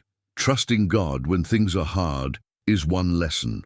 Trusting Him when things are good, not waiting for disaster, not sabotaging blessings through worry, but simply receiving them with gratitude, that's another lesson entirely. Do not worry about what is to come. I've already gone ahead. He's gone ahead into my good days and my hard days, into my successes and my failures, into my joys and my sorrows. And wherever I'm going, He's already there. That's not just a comfort, it's a completely different way of being alive. As I closed my journal, I realized something profound. I wasn't the same person who'd cried out in that dark apartment 4 months ago. Not because all my problems were solved or because I never struggled anymore, but because I'd learned to struggle differently. I'd learned that faith wasn't about having all the answers. It was about knowing the one who does, and that made all the difference. 5 months into this journey, I faced something I hadn't anticipated: the challenge of helping someone else learn what I was still learning myself. It started when a new guy showed up at church, mid-20s, dressed in a suit even though it was a casual Sunday service, looking like he'd rather be anywhere else. After the service, I saw him standing alone by the coffee table, scrolling through his phone with the desperate energy of someone trying to look busy so no one would talk to him. I almost walked past, I wasn't some outgoing evangelist type, but something made me stop. "First time here?" I asked. He looked up, startled. "That obvious, huh? Only because I looked exactly like you 5 months ago. I'm Marcus. Daniel." He shook my hand with the firm, professional grip of someone used to making impressions. "My girlfriend, well, ex-girlfriend now. She kept telling me I should try church. Said it might help with my stress. Figured I'd give it a shot since nothing else is working." There was something painfully familiar in his words, in the tension in his shoulders, in the way his eyes kept darting around like he was looking for escape routes. I saw myself in him, not who I was now, but who I'd been. "You want to grab coffee?" I heard myself asking. "There's a place down the street." 20 minutes later, we were sitting in a cafe, and Daniel was telling me his story. Investment banker, 80-hour weeks. Panic attacks that started 6 months ago. Relationship fell apart because he was never really present. Doctor prescribed medication that helped, but didn't solve anything. Therapist who kept talking about work-life balance like it was achievable in his field. "I don't even know why I'm telling you all this," he said, rubbing his face. "You're a complete stranger." "Sometimes that makes it easier," I said. "And besides, I've been where you are." "Different job, same prison." His eyes sharpened. "What do you mean, been? You're past it?" I laughed. "Not exactly. I'm learning to live differently, but it's not like I graduated and got my certificate of anxiety-free living. It's more like I'm learning a different way to struggle." That doesn't sound very encouraging. "Maybe not, but it's honest. Can I tell you what happened to me?"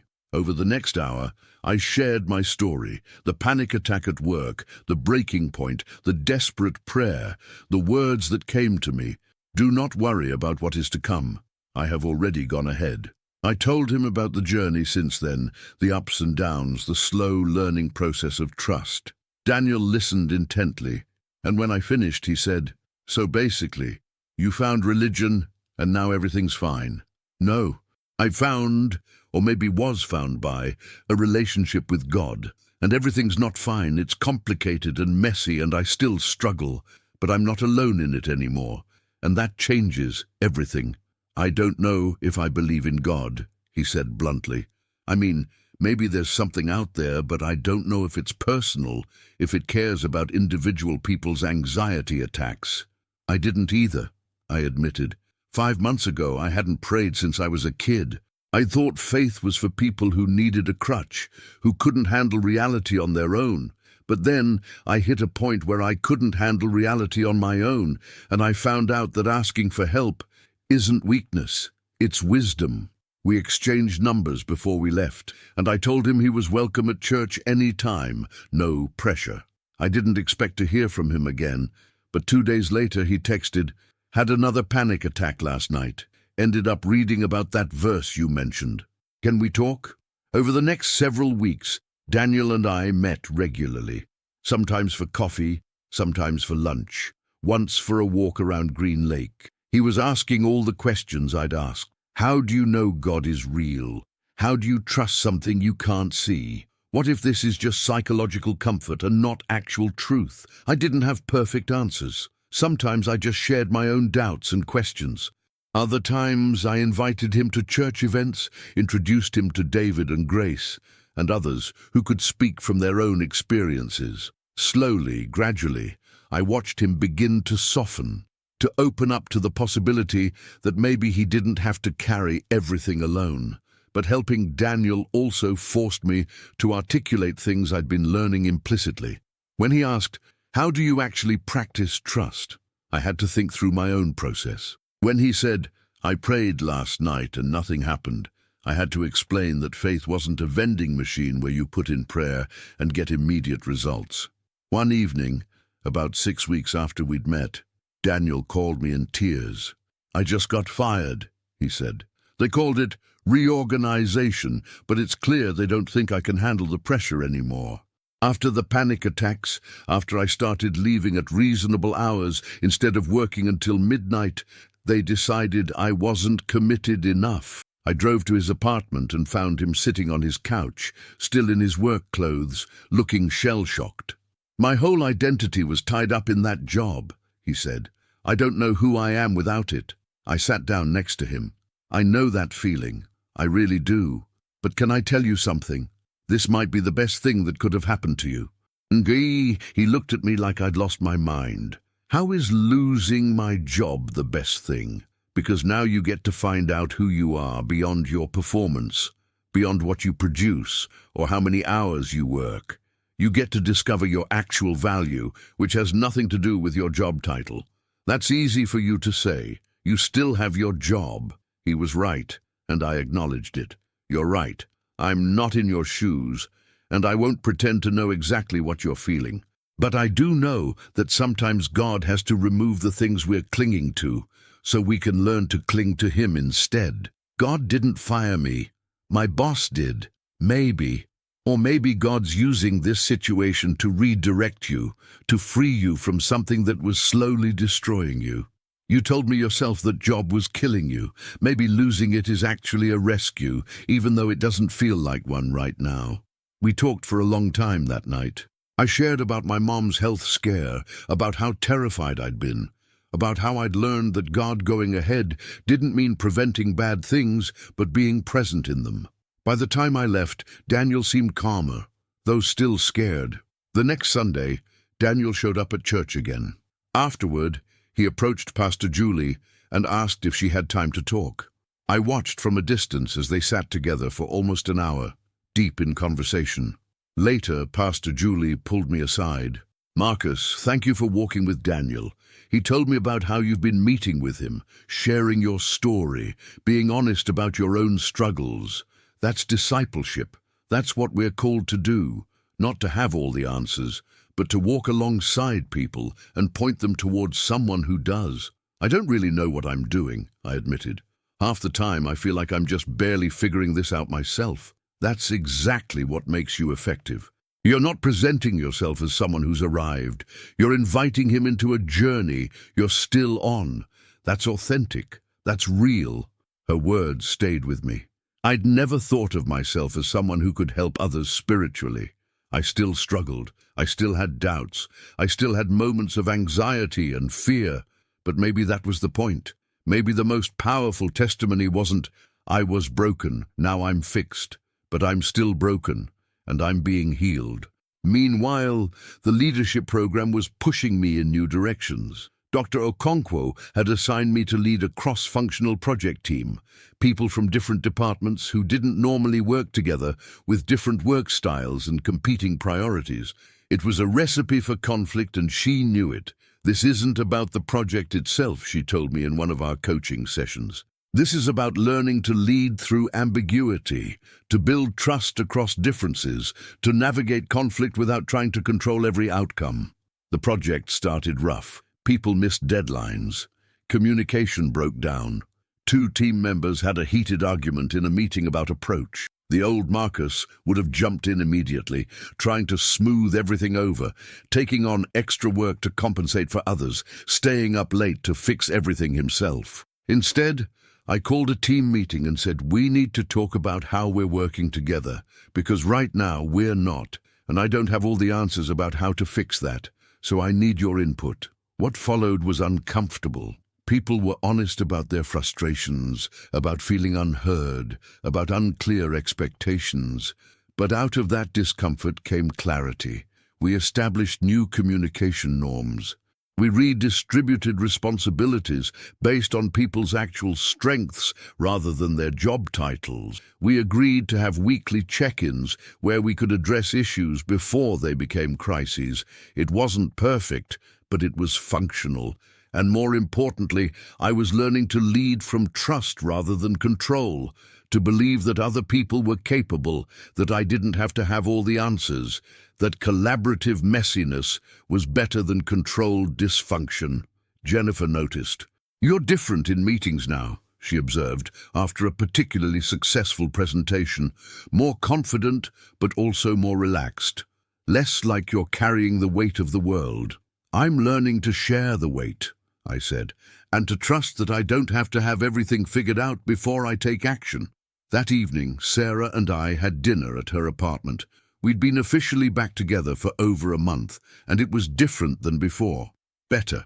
We were more honest with each other, more willing to address issues as they came up rather than letting them fester. "I ran into an old friend today," Sarah said as we cooked together. "She asked how we were doing, and I realized I didn't know how to explain it. We're together, but we're also both so different than we were. It's like we're building something completely new." "Is that good or bad?" I asked. "Good, definitely good, but also strange.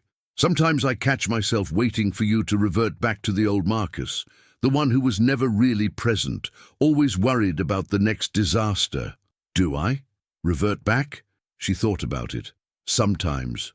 But when you do, you catch yourself. You apologize, you redirect. That's what's different. Before you didn't even realize you were doing it. Now you're aware and you're willing to change course." "I'm trying," I said.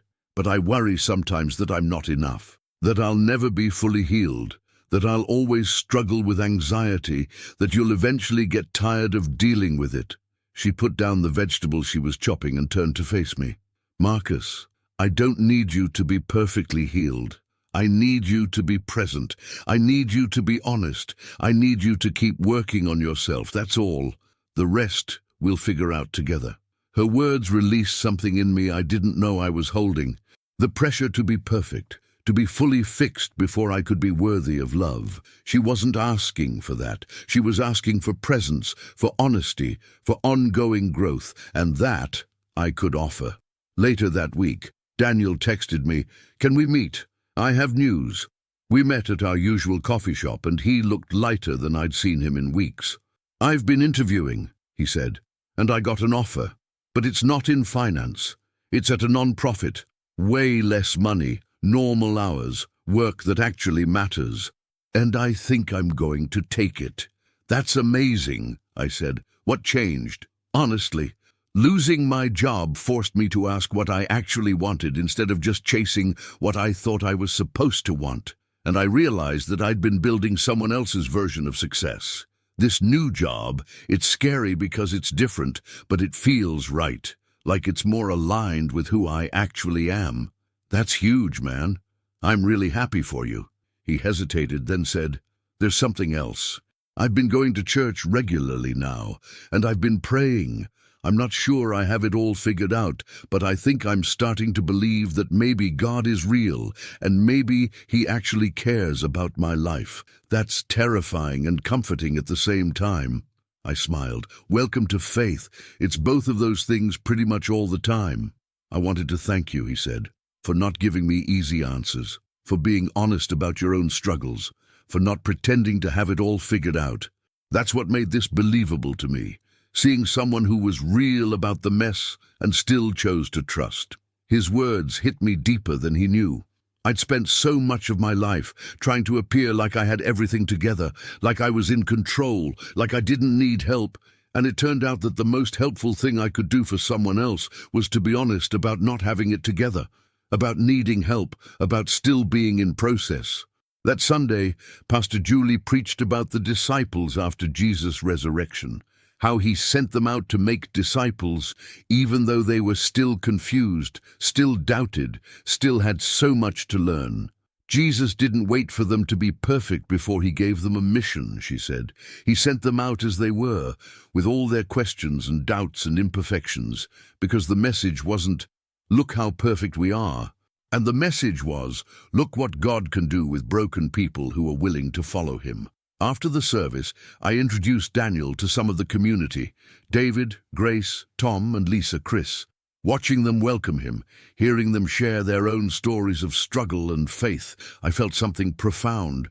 This was what church was supposed to be, not a performance of perfection, but a community of broken people, pointing each other toward healing. That afternoon, Robert invited me for a walk. We strolled through a nearby park as he asked about my progress in the leadership program, my relationship with Sarah, my friendship with Daniel. "You've come a long way in 5 months, he observed. "You know what I see in you now that wasn't there before?" "What?" "Peace with the process. Before you were so focused on arriving at some destination where everything would be figured out. Now you're learning to be present in the journey, even when you don't know where it's leading." "It's still hard," I admitted. Some days I catch myself trying to control everything again, trying to know the outcome before I take the next step. Of course you do. That's human. But the difference is you catch yourself. You redirect. You choose trust again. That's maturity, Marcus. Not the absence of struggle, but the practice of returning to trust when you wander from it. We walked in comfortable silence for a while, and then Robert said, "Can I tell you something I've learned in my years of following Jesus? The Christian life isn't about achieving some permanent state of unshakable faith. It's about building a relationship. And like any relationship, there are seasons. Sometimes you feel close to God, sometimes distant, sometimes everything makes sense, sometimes nothing does. But you keep showing up. You keep choosing the relationship. That's faithfulness." His words resonated deeply. I'd been measuring my progress by whether I still struggled, whether I still had moments of anxiety and doubt. But maybe the real measure was whether I kept showing up, kept choosing trust, kept walking forward even when the path wasn't clear. That evening I spent time journaling about the past month. I'm learning that faith isn't just about my own journey. It's about walking alongside others, sharing honestly about the struggles and the growth, pointing people towards someone bigger than their circumstances. Helping Daniel has taught me that I don't need to be perfect to be helpful. My ongoing struggles, my honest doubts, my imperfect progress, these aren't disqualifications. They're what make my faith relatable and real. And I'm learning that trust isn't just about the big moments of crisis. It's about the daily choice to believe that God's gone ahead into my leadership challenges, into my relationship with Sarah, into Daniel's job loss, into every uncertainty and unknown. 5 months ago, I was desperate and broken. Today, I'm still broken, but I'm being healed. The breaks are still visible, but they're where the light gets in. And somehow that makes me more useful to others than being flawlessly whole ever could. The next day, Dr. Okonkwo asked me to reflect on my growth in the leadership program. "When you started," she said, "you led from fear. You tried to control everything because you were afraid of failure. Where are you now?" I thought carefully before answering. "I'm learning to lead from trust. Not blind trust that everything will work out perfectly, but trust that I don't have to have all the answers, that my team is capable, that failure isn't the end of the world. And strangely, that's making me a better leader than all my control ever did." She smiled. "That's exactly right. True leadership requires vulnerability, the willingness to not know, to ask for help, to admit mistakes. The leaders people actually follow aren't the ones who pretend to be perfect. They're the ones who are real." That Friday evening, Sarah and I attended a small dinner party at Tom and Lisa's house. It was informal, just the two of them, David, Grace, Chris, Daniel, Sarah, and me. As we sat around their table sharing food and stories, I looked around and realized something profound. 6 months ago, I didn't have this. I had co-workers and acquaintances, but not community. I had a girlfriend I couldn't be honest with, but not a partner who knew my struggles and loved me anyway. I had a surface life that looked fine, but felt hollow. Now I had this, people who knew my story, who'd seen me struggle, who'd walked with me through the hard parts. People I could be real with, who could be real with me. This was what I'd been missing without even knowing it.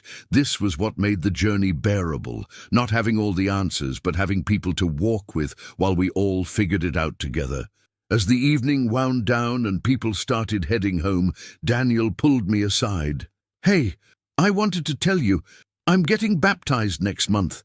Pastor Julie and I have been meeting weekly, and I feel ready to make this official. Would you be there?" I felt tears prick my eyes. "Of course, man, I'd be honored. None of this would have happened if you hadn't invited me for coffee that first Sunday, if you hadn't been honest about your own struggles. So thank you. Thank you for showing me that faith could be real and messy at the same time." That night, as I drove home, I thought about the journey I'd been on. 5 months ago, I'd cried out in desperation, "God, if you're there, I need help." And he'd answered, Not by removing all my struggles, not by making life easy, but by teaching me to walk through life differently, by giving me community, by showing me that I didn't have to have it all figured out, by proving over and over that he'd already gone ahead. I wasn't who I wanted to be yet. I still had days of anxiety. I still struggled with control. I still had doubts and questions. But I was different. I was changing. And more than that, I was learning that the point wasn't to arrive at some perfect destination. The point was to keep walking, keep trusting, keep showing up for God, for others, for myself. And somehow that was enough, more than enough. It was everything. 6 months into this journey, I stood in my bathroom mirror on a Monday morning and barely recognized the person looking back at me. Not physically, though I'd been sleeping better, which showed in my face. It was something deeper. The eyes that looked back at me were calmer, more grounded, more present. They belonged to someone who'd walked through fire and come out changed. But that morning, those eyes also held worry. Real, legitimate concern. My mom had called the night before with news. My dad had chest pains, and they were running tests. Given his age and family history, the doctors were taking it seriously. As I got ready for work, I felt that familiar anxiety trying to take root. The what-ifs started flooding in. What if it's serious? What if we lose him? What if my mum has to face this alone? I caught myself already planning, researching cardiologists, looking up flights to Phoenix, calculating how much time I could take off work. Then I stopped, took a breath, and prayed. God, I'm scared. My dad might be seriously ill and I can't control that. I can't fix it from here. I can't prevent whatever's coming. But you've already gone ahead into that hospital, into those test results, into whatever tomorrow holds. So I'm choosing to trust you with this.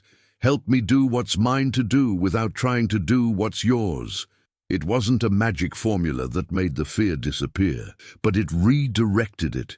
Instead of spiraling into catastrophizing, I called my mom, told her I loved her, asked what they actually needed from me right now. She said they were okay. They'd call me after the tests, and she appreciated my support. That was it. That was all I could do in that moment, and I had to be okay with that. At work that day, I had a major presentation for the leadership program, a capstone project I'd been preparing for weeks. The timing couldn't have been worse, but I'd learned that life doesn't pause for perfect timing. As I stood in front of the executive team, presenting my strategic proposal, I felt the anxiety about my dad sitting in my chest, but I didn't let it paralyze me. I acknowledged it internally, set it aside for the moment, and focused on what was in front of me. The presentation went well. Afterward, Jennifer pulled me aside with a smile. "Marcus, that was excellent. We'd like to offer you a senior management position. You've shown remarkable growth, not just in your technical skills, but in your leadership presence. You're steady under pressure. You trust your team. You're honest about limitations while still being confident. That's the kind of leader we need." It was everything I'd been working toward, but instead of pure elation, I felt a complex mix of emotions. Gratitude, yes, but also awareness that this success meant nothing if I lost my dad. That professional achievement, while valuable, wasn't the center of my life anymore. Something had fundamentally shifted in my priorities. "Thank you," I said genuinely. "I'd like some time to think about it, if that's okay. There are some personal things I need to consider." Jennifer looked surprised. The old Marcus would have said yes immediately, but she nodded. "Of course. Take the week." That evening, I met with Pastor Julie for our regular session. I told her about my dad, about the job offer, about feeling pulled in different directions. "What are you feeling?" she asked simply. "Confused. Grateful for the job offer, but also aware that it's not the most important thing happening in my life right now. Scared about my dad, but trying not to let that fear control me. It's like I'm being tested on everything I've learned these past 6 months." "And how are you doing with that test?" I thought about it. Better than I would have 6 months ago. I'm still scared, still worried, but I'm not drowning in it. I'm functioning. I'm present. I'm trusting, even when it's hard. She smiled. Marcus, that's exactly what spiritual maturity looks like. Not the absence of fear or difficulty, but the ability to face them while remaining grounded in trust. You're living what you've been learning. But what about the job offer? 6 months ago, this is all I would have cared about. Now I'm not even sure I want it. What if this whole spiritual journey has made me lose my ambition? Or, she suggested gently, what if it's reordered your ambition? There's nothing wrong with career success, Marcus, but when it's your ultimate concern, when it's the thing you're building your identity on, it becomes an idol. Maybe now you're free to pursue it from a healthier place, as something you do, not something you are. Her words settled something in me. I wasn't losing my drive. I was gaining perspective. Wednesday afternoon, my mum called with an update. The tests showed blockages. My dad needed a cardiac catheterization, possibly stents. It wasn't an immediate crisis, but it was serious. They'd scheduled the procedure for the following Monday. "Do you want me to come out?" I asked. "Not yet," my mum said. "We're okay for now, but maybe after the procedure, if you can take a few days." "Absolutely. I'll be there." After we hung up, I sat in my car in the work parking lot and let myself feel it. The fear, the grief at the reminder that my parents were aging, the helplessness of not being able to protect them. And then I prayed again, more honestly this time. "God, I hate this. I hate that I can't fix it. I hate that they're getting older and I'm not ready to lose them. I hate feeling powerless." "But you've gone ahead into next Monday. You're already in that hospital room. You already know how this turns out, so I'm trusting you with my dad, even though I'm terrified. Help me trust you more than I trust my fear." That evening, Sarah came over. I'd texted her about my dad, and she'd brought dinner, my favorite Thai takeout. As we ate, she asked, "How are you really doing?" "I'm scared," I admitted, "but I'm also okay." "Does that make sense?" "Perfect sense. You're learning to hold both at the same time. The fear and the trust." "The thing is," I said, 6 months ago, this would have destroyed me. I would have been on a plane to Phoenix immediately, trying to micromanage everything, spiraling into worst-case scenarios. But now, I'm trusting that they can handle this, that I can be supportive without being controlling, that God's with them even when I'm not. Sarah reached across the table and took my hand. "That's growth, Marcus. Real growth." "I got offered that promotion today," I said. "Senior management. Everything I've been working toward. That's amazing. Why don't you look more excited?" "I am excited, but I'm also aware that it's not everything. 6 months ago, this would have been the most important thing in my life. Now it's just one good thing among many good things. My dad's health matters more. Our relationship matters more. My spiritual growth matters more. The job is great, but it's not ultimate." She smiled. "I'm really proud of who you're becoming." Friday night was Daniel's baptism. The church had a baptistry, a small pool at the front of the sanctuary, and about 50 people gathered to witness. Daniel stood there in white baptismal clothes, looking nervous but determined, as Pastor Julie asked him to share his testimony. "6 months ago," Daniel said, his voice shaking slightly, "I was drowning. Panic attacks, relationship falling apart, entire identity wrapped up in a job that was killing me. Then I lost that job, and I thought that was the end, but it turned out to be the beginning. Someone invited me to coffee after church. He didn't have all the answers, but he was honest about his own struggles. He showed me that faith wasn't about being perfect. It was about being real with God and letting Him be real with you. Over these months, I've learned that I don't have to have it all together. I just have to keep showing up, keep being honest, keep trusting that God's got me even when I can't see how.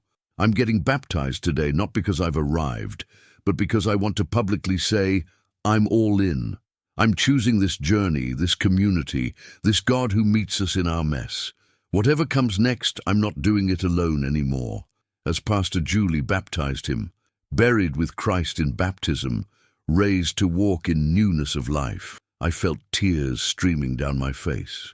This was someone I'd met 6 months ago, lost and desperate, and here he was, making a public commitment to the same faith that had saved me. I'd played a small part in that, but really, I'd just been honest. I'd just shared my own story, and God had used that to reach someone else. After the service, Daniel found me.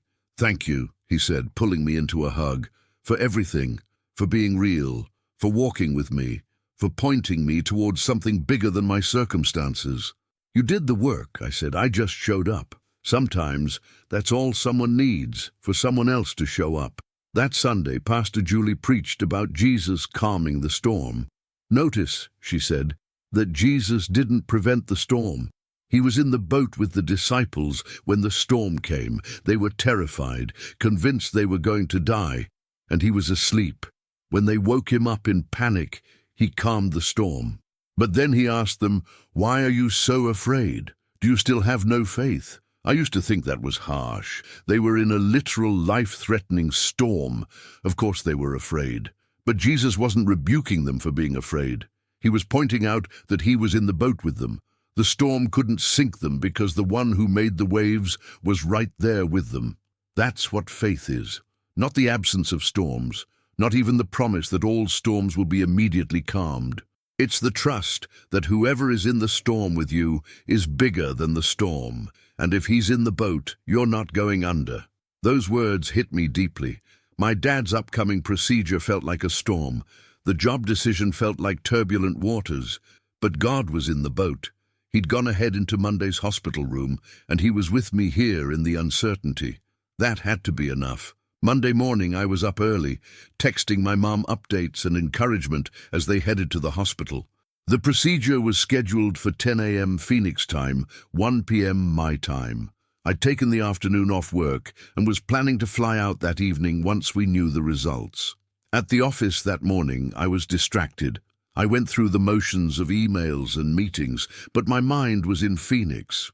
Around noon, David texted, "Praying for your dad today. You holding up?" I stepped out to the parking lot to call him. "Barely. I'm trying to trust, but I'm also terrified." "That's honest. Want to pray together?" We prayed right there over the phone, David asking God to guide the doctor's hands, to be with my parents, to give me peace in the waiting. When we finished, I felt steadier. Not because my circumstances had changed, but because I wasn't facing them alone. At 1:30 p.m. my phone rang. My mum. My heart stopped. "Marcus, honey, he's okay. The procedure went well. They put in 2 stents and the doctor says he should make a full recovery. He's already awake and asking for coffee." I sat down hard on the parking lot curb, overwhelmed with relief. Thank God. Oh, thank God. "Your father wants to talk to you." My dad's voice came on, slightly groggy but unmistakably him. "Hey, son, looks like I'm going to be around a while longer." "You better be," I said, tears streaming down my face. "I'm not ready to lose you yet. I'm not going anywhere, but this whole experience has reminded me we're not guaranteed tomorrow. We need to make the most of the time we have." "I'll be there tonight," I said. "I'm catching an evening flight." "You don't have to rush." "I want to. I need to see you with my own eyes." That evening, as I flew to Phoenix, I journaled, "Today I learned that trusting God doesn't mean you don't feel afraid. It means you feel the fear and trust anyway." I was terrified all morning. But I also kept choosing to believe that God had gone ahead into that operating room, that he was with my dad, that whatever happened, we wouldn't be alone in it.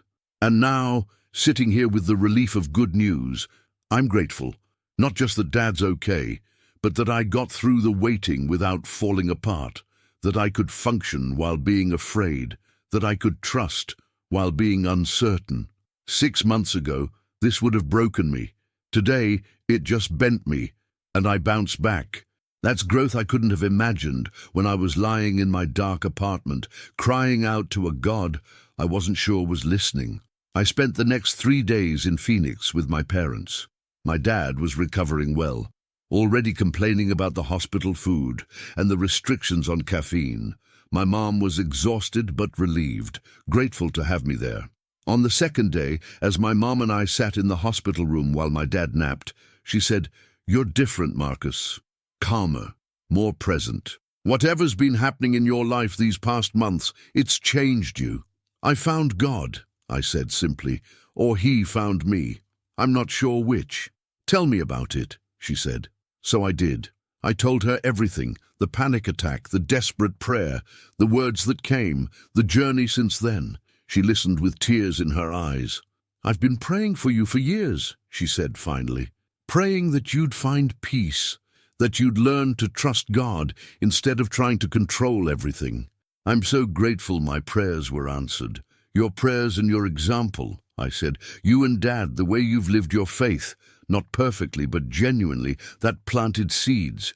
I just needed to hit bottom before I was ready for them to grow." That evening, my dad was feeling well enough to sit up and talk. I told him about the job offer, about my uncertainty about accepting it. "What's making you hesitate?" he asked. "I think I'm afraid that if I take it, I'll fall back into old patterns. Working too much, making it my identity, losing perspective on what really matters." My dad thought for a moment. "Marcus, running from opportunity because you're afraid of your own patterns isn't trust. It's still fear. The question isn't whether to take the job. The question is whether you can take the job while maintaining the healthier way of living you've built. And I think you can. You're not the same person you were 6 months ago." His words freed something in me. He was right. Avoiding the promotion wasn't trust. It was just a different form of control, trying to manage my life by limiting my opportunities. Real trust would be accepting the role and trusting God to help me maintain healthy boundaries within it. Thursday evening, I flew back to Seattle. Friday morning, I walked into Jennifer's office and accepted the promotion. But I also set some conditions. I wouldn't work more than 50 hours a week, except in genuine emergencies. I'd take my vacation time. I'd continue my weekly meetings with Pastor Julie. I'd prioritize my relationship with Sarah and my community. Jennifer listened carefully and then nodded. "I appreciate you being clear about boundaries. That's actually a sign of good leadership, knowing your limits and protecting them. We can work with that." That weekend, Sarah and I celebrated multiple things. My dad's successful recovery, the promotion, Daniel's baptism. But as we sat together on my couch Saturday night, she grew serious. "Marcus, I need to tell you something. I've been offered a job opportunity too, in Portland." My stomach dropped. "Portland? That's 3 hours away." "I know, and I haven't decided yet. It's a great opportunity, but it would mean leaving Seattle, leaving you, leaving the life we're rebuilding together. I need to figure out what I want." Every instinct in me wanted to convince her to stay, to make the case for us, to control this outcome. But I'd learned something about love in these past months. Real love meant wanting what was best for the other person, even if it wasn't what was easiest for you. "What do you want?" I asked. "Not what you think you should want, not what would be easiest. What do you actually want?" She thought for a long time. "I don't know yet. The job is amazing, but so is what we're building here. I need some time to figure it out." "Then take the time," I said, even though it terrified me. "I'm not going to pressure you. I'm not going to try to control this decision. Whatever you choose, I'll respect it. And if you choose Portland, we'll figure out what that means for us." She looked at me with tears in her eyes. "6 months ago, you would have tried to convince me to stay. 6 months ago, I thought love meant holding on tight. Now I'm learning it means holding with open hands." That night, alone in my apartment, I faced the reality that Sarah might leave, that this relationship we'd worked so hard to rebuild might not survive. And I prayed, "God, I don't want her to go. I want her to stay, to choose us, to build a life here together. But I also want her to have what's best for her, even if that's not me. So I'm trusting you with this. You've gone ahead into her decision, into our future. Whatever that future holds, help me trust that you're already there." It was the hardest prayer I'd prayed in months. Not because I doubted God, but because I was genuinely surrendering something I desperately wanted to control. This was trust at its deepest level, not just trusting God with outcomes I couldn't control, but releasing outcomes I could try to influence, but choosing not to. Sunday morning, Pastor Julie's sermon was about Abraham being asked to sacrifice Isaac, his son, his promise, his future.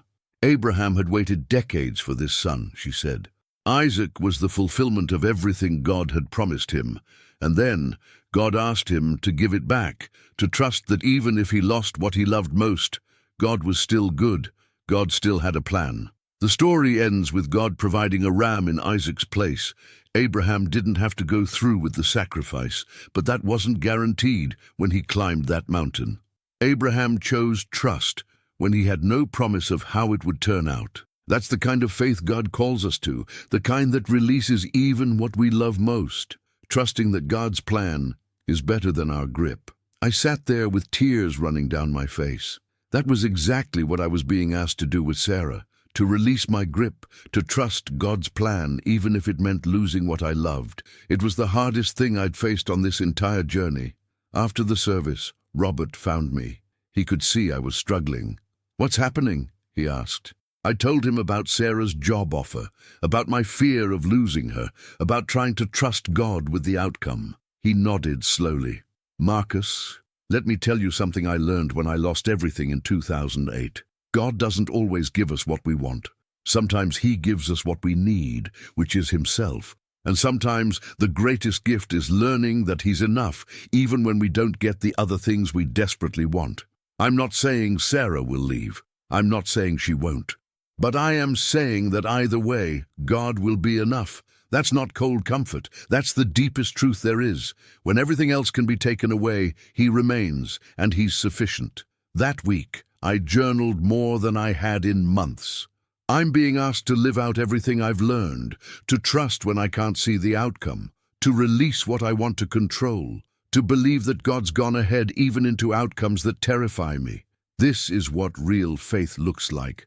Not happy feelings and certain answers, but choosing trust in the darkness, believing God is good even when circumstances aren't, releasing my grip on what I love most because I trust the one who holds it all. I don't know what Sarah will choose.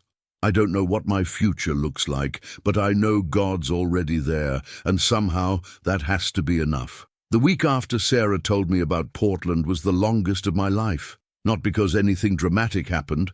Actually, the opposite. Life continued normally. I went to work, led my teams, attended meetings. Sarah and I saw each other as usual. We talked about everyday things, what we watched on TV, stories from our days, plans for the weekend.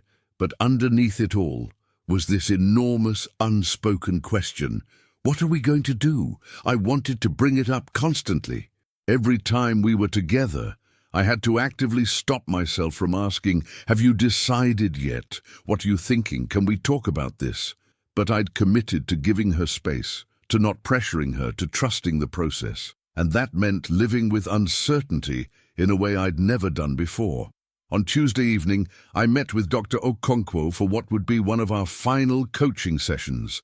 The leadership program was wrapping up, and she was conducting final assessments. As we reviewed my progress, she said something that caught me off guard. "Marcus, when you started this program, your biggest liability was your need to control outcomes. You micromanaged because you were afraid of failure. But over these months, I've watched you develop something rare, the ability to lead with an open hand, to guide without gripping, to influence without insisting. That's going to serve you well in senior leadership." "Thank you," I said. "Though honestly, I'm getting tested on that right now in my personal life." She raised an eyebrow. "How so?" I told her about Sarah's job offer, about trying to give her space to decide, about how difficult it was to not try to influence the outcome. Dr. Okonkwo nodded thoughtfully. "Marcus, what you're experiencing is the difference between care and control. Control says, I need this to turn out a specific way for me to be okay. Care says, I want what's best, even if it's not what's easiest for me. The first is about managing your anxiety. The second is about genuine love. It sounds like you're learning that distinction." Her words hit me deeply. I'd spent so much of my life confusing care with control, thinking that if I just managed things well enough, I could keep bad outcomes from happening. But real love, real trust, it meant releasing that grip. It meant caring deeply while not controlling desperately. That evening, I went to the men's group at church. It had become a regular part of my week, these Friday morning breakfasts where men of all ages gathered to be honest about their struggles. Tonight was a special evening session, and the topic was, "When Faith Costs You Something." Frank, the older man who'd shared about his battle with alcohol, spoke about losing several friendships when he got sober. They couldn't understand why I wouldn't just have one drink anymore. Some of them thought I was being self-righteous. It hurt, but sobriety cost me those relationships, and I had to accept that the cost was worth the freedom. Tom shared about how the infertility treatments were draining their savings. We could have a nice house, fancy cars, comfortable retirement. Instead, we're pouring everything into trying to have a baby. Some people think we're crazy. Maybe we are, but this is the cost we're willing to pay. When it came to my turn, I found myself sharing about Sarah. I'm learning that real trust might cost me something I really want. She might choose Portland. She might choose her career over our relationship. And everything in me wants to fight for us, to convince her to stay. But I think real love means being willing to let her go if that's what's best for her, even if it breaks my heart. David spoke up. Man, that's one of the hardest lessons. I remember when I lost my job, my girlfriend at the time gave me an ultimatum: find a new job in finance within a month, or she was done. She couldn't handle the uncertainty. And I had to choose between taking a job I knew would destroy me just to keep her, or being true to the path God was calling me toward. I let her go. It hurt like hell, but it was the right choice. Chris added, "Sometimes God asks us to hold everything with open hands, our careers, our relationships, our plans. Not because he wants to take them away, but because he wants us to trust him more than we trust our ability to hold on to things." After the session, Robert pulled me aside. "Marcus, I want to tell you something. 25 years ago, my wife had a job offer in another city. Great opportunity. I wanted her to turn it down because it would have meant disrupting my career. But I prayed about it, and God convicted me. I was putting my plans ahead of her calling. So I encouraged her to take it, and I found work in the new city. It wasn't easy. I had to start over. But it was the right thing to do, and it taught me that my identity wasn't in my career or my plans. It was in who God said I was. What if Sarah chooses to go and we don't make it?" I asked quietly. "Then you'll grieve, you'll hurt, and God will meet you in that hurt, just like he's met you in every other hard thing these past months. But Marcus, don't borrow tomorrow's sorrow today. You're doing the right thing by giving her space. Trust that process." That weekend, Sarah asked if we could go hiking, just the two of us. We drove out to the same trail where I'd gone with the church group months ago. As we climbed, we talked about surface things at first, but I could feel her working up to something. Finally, about halfway up, she stopped at a clearing with a view of the valley below. "Marcus, I need to tell you what I'm thinking." My heart raced. This was it. Okay. The Portland job is incredible. It's everything I've worked toward professionally. More responsibility, better pay, a chance to really make an impact in my field. If I look at it purely from a career perspective, it's a no-brainer. I nodded, trying to keep my face neutral even though my chest was tight. "But," she continued, "these past few months with you have shown me something. We're not the same people we were a year ago. We've both grown, we've both changed, and what we're building together, it's real, it's healthy, it's good, and I don't want to throw that away for a job no matter how great it is." Hope flickered in my chest, but I forced myself to ask, "Are you sure? I don't want you to resent me later if you choose to stay." She turned to face me fully. "Marcus, I'm not choosing between you and my career. I'm choosing between two good paths. If I go to Portland, maybe I build an amazing career. If I stay in Seattle, maybe we build an amazing life together. Both have value, both have risk. But I've realized something. I don't want to live a life where professional success is the only thing that matters. I want partnership. I want community. I want what we have here. So I'm staying." Relief washed over me so intensely I had to sit down. "Are you absolutely sure? Because I meant what I said. I don't want you to stay out of obligation." I'm not staying out of obligation. I'm staying out of choice. This is what I want, Marcus. You, us, this life we're building. That's what I choose. We held each other there on that mountain, and I felt tears streaming down my face.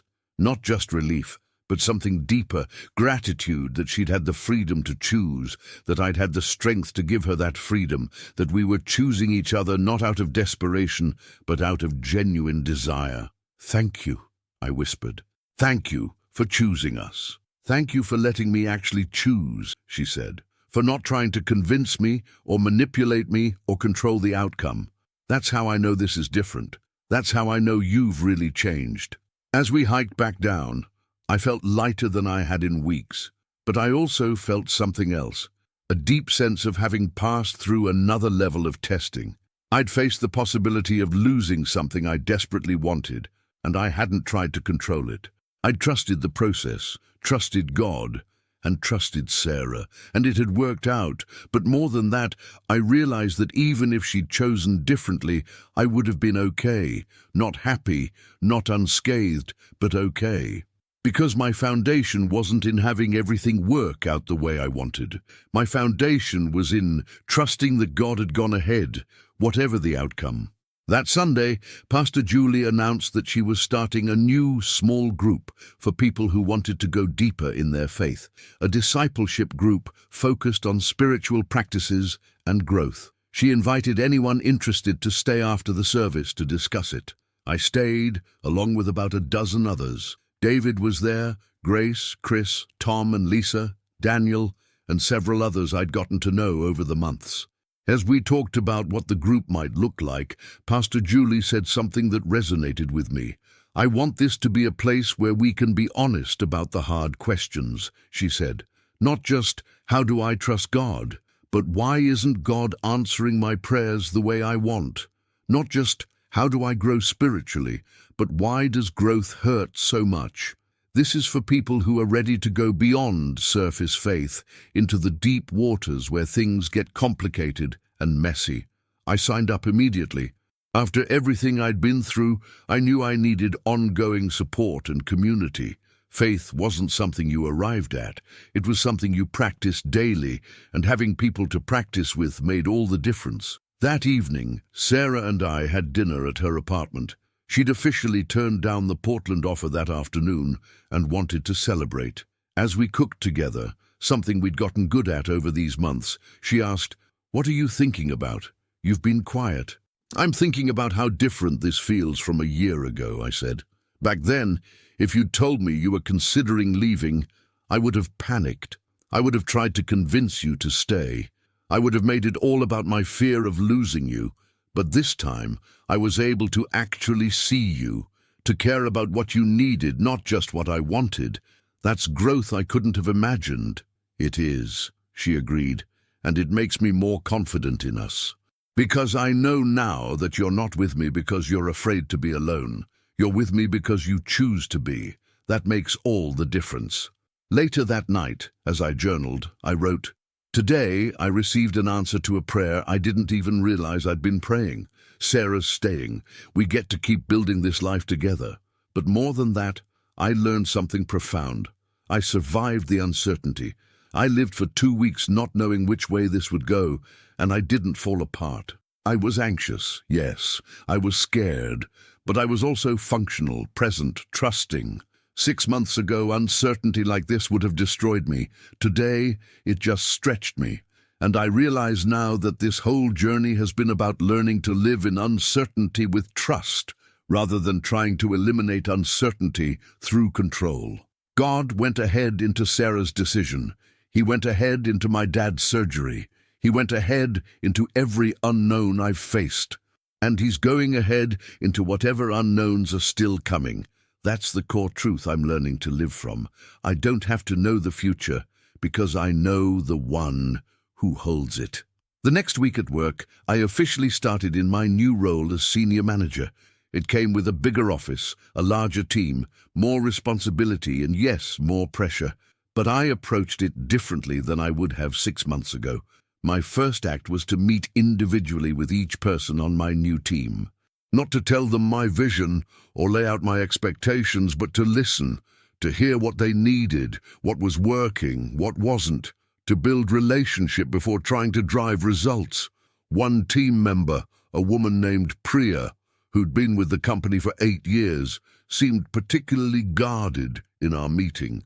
Finally, I asked directly, "Priya, what's your biggest concern about this transition?" She hesitated, then said, "Honestly, that you're going to be like every other new manager. Come in with big ideas, push us all to work harder and longer, burn us out in pursuit of your goals, and then move on to the next promotion while we're left dealing with the wreckage." Her honesty was refreshing, even if it stung. "I appreciate you being direct. Here's what I can tell you. 6 months ago, I probably would have been that manager. I was so focused on results and advancement that I didn't see the human cost. But I've learned some hard lessons about what actually matters. I'm not perfect and I'm still learning, but I commit to you that I'll prioritize sustainable success over short-term wins. I'll respect boundaries, including my own, and I'll listen when you tell me something isn't working. Deal?" She studied me for a moment, then nodded slowly. "Deal, but I'm going to hold you to that." "Please do," I said. "I need people who'll tell me the truth, especially when I'm getting off track." Over the following days, I set up new team norms. No emails after 7 p.m. Unless it was a genuine emergency. Weekly check-ins where people could raise concerns. Clear priorities so people knew what actually mattered versus what was just noise. And perhaps most importantly, modeling the boundaries I wanted them to maintain, leaving at reasonable hours, taking lunch breaks, not glorifying overwork. Jennifer noticed. "Your team seems energized," she commented after a particularly successful project review. "What are you doing differently?" "I'm trusting them," I said simply. "I'm not trying to control every detail. I'm setting clear expectations and then empowering them to figure out how to meet those expectations. And I'm prioritizing their well-being, not just their productivity. Turns out people do better work when they're not burned out and anxious." She smiled. "You've come a long way, Marcus. The leader you are now is exactly what this company needs." That Friday, the discipleship group had its first meeting.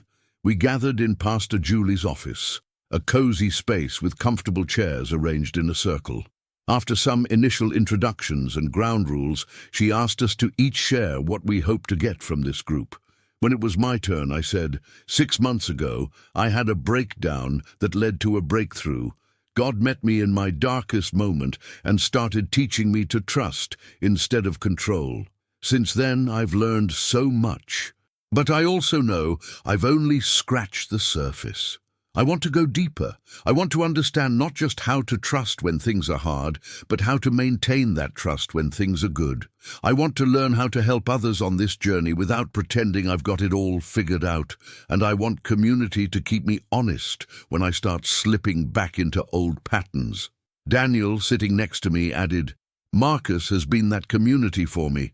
He's walked with me through my own breakdown and breakthrough, and I've realized that's what I need long term. Not just crisis support, but ongoing encouragement to keep growing." Pastor Julie smiled. "That's exactly what this group is about. We're going to study spiritual practices together: prayer, meditation, fasting, service, solitude. But more than just learning about them, we're going to practice them and then come back and talk honestly about what worked, what didn't, what we learned, what we struggled with. This is laboratory Christianity, trying things out and learning from the results." Over the next hour, we discussed what our first practice would be. We settled on a week of technology Sabbath, one full day without phones, computers, TV, or any screens. A day to simply be present, to pray, to rest, to notice what happened when we weren't constantly distracted. The idea terrified me. A whole day without checking email, without knowing what was happening in the world, without the ability to manage and control things remotely. But I'd learned that the things that scared me were often exactly what I needed to face. That Sunday, I took my Sabbath. I woke up, turned off my phone, and left it in a drawer. I made breakfast slowly, eating without scrolling through news. I went for a long walk without earbuds, just listening to the sounds of the city. I spent time reading, not articles or work documents, but an actual book, something I hadn't done in months. In the afternoon, I sat in a park and just was. I watched people. I noticed clouds. I prayed, not structured prayers with requests, but just talked to God like a friend. I told him about my fears, my hopes, my gratitude for how far I'd come. I asked him what he wanted to teach me next. And in the silence I heard not an audible voice, but that same clarity I'd experienced 6 months ago. Well done, good and faithful servant. You're learning to trust. Keep walking. I'm still ahead. Tears streamed down my face. After everything, the panic attacks, the broken relationship, the fear about my parents, the uncertainty about Sarah, all the ups and downs of these 6 months, to hear that I was on the right path, that God was pleased with my efforts, that the journey was worth it. It overwhelmed me. As the sun set that evening, I retrieved my phone and found messages from Sarah, from David, from my mom. I responded to them, but I noticed something. I didn't feel the usual compulsion to immediately catch up on everything I'd missed. The world had continued without my constant monitoring, and that was okay. I'd survived a day without control. And not just survived, I'd thrived. I'd found rest, peace, clarity. I'd reconnected with God in a deeper way than I had in weeks. And I realized this was something I needed to build into my life regularly. This intentional disconnection from the constant noise so I could reconnect with what actually mattered. That night, I wrote in my journal, "Today I learned that rest is trust in action." When I rest, I'm declaring that the world doesn't depend on my constant attention, that God's got this, even when I step back, that my worth isn't in my productivity, but in my identity as God's beloved. 7 months ago, a day without my phone would have been unthinkable. Today, it was exactly what I needed. I'm not the same person I was. I'm still broken in places. I still struggle. But I'm healing. I'm growing. I'm learning. And the words that changed everything are still true. Do not worry about what is to come. I have already gone ahead. He's gone ahead into tomorrow, into next week, into next year, into all the unknowns that used to terrify me. And because he's already there, I can rest here. I can be present. I can trust. As I closed my journal and prepared for bed, I felt a deep sense of contentment. Not because everything was perfect, it wasn't. Not because I'd arrived at some final destination. I hadn't. But because I was learning to walk in faith, one day at a time, trusting that someone had already gone before me to prepare the way. And that, I was discovering, was more than enough. It was everything. 7 months after that desperate prayer in my dark apartment, I found myself standing in the same place where it all began. Not literally.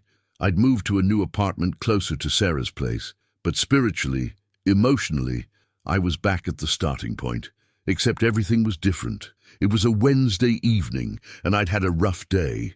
A project at work had hit unexpected complications. I'd had a disagreement with Sarah about something minor that spiraled into a bigger conversation about communication.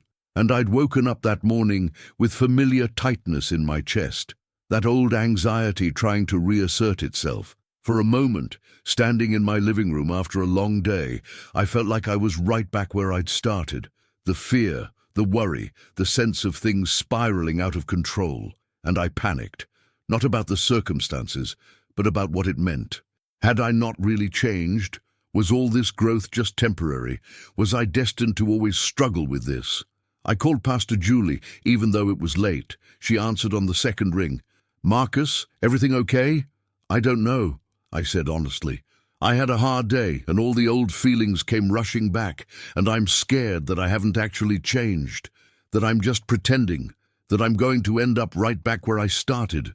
There was a pause, and then she said something that shifted my entire perspective. "Marcus, do you remember what you did when you felt this way 7 months ago?" I had a panic attack, ended up in the hospital, fell apart completely. "And what did you do today?" I thought about it. I got through work. I had a difficult conversation with Sarah, but we worked through it. I felt anxious, but I didn't spiral. I called you instead of trying to handle it alone. Exactly. You're not back where you started, Marcus. You're encountering familiar feelings, but you're responding to them completely differently. That's not failure. That's proof of how much you've changed. You haven't lost your progress. You're just being reminded that growth is a spiral, not a straight line. You're coming around to familiar territory, but you're doing it at a higher level. Her words broke through my panic. She was right. I wasn't the same person I'd been. Yes, I still felt anxiety sometimes. Yes, I still had hard days, but I wasn't drowning anymore. I had tools. I had community. I had a foundation of trust that held me, even when things got rocky. Thank you, I said quietly. I needed to hear that. Marcus, can I tell you something? The fact that you called me instead of spiraling alone, that's transformation. Keep walking. You're doing better than you think. After we hung up, I sat with that realization. I wasn't failing. I was still growing. And growth didn't mean never struggling again. It meant struggling with better tools, with more support, with deeper trust. That Friday, the discipleship group met for what would be one of our most powerful sessions yet. Pastor Julie had asked us to share about a moment when we'd felt God's presence most clearly. When it was my turn, I shared about that night 7 months ago, the darkness, the desperation, the prayer I never expected to pray, and the words that came with such clarity. Do not worry about what is to come. I have already gone ahead. Those words changed everything, I said, not because they made life easy, but because they gave me a different way to walk through life, a way that didn't depend on me having everything figured out or controlling every outcome.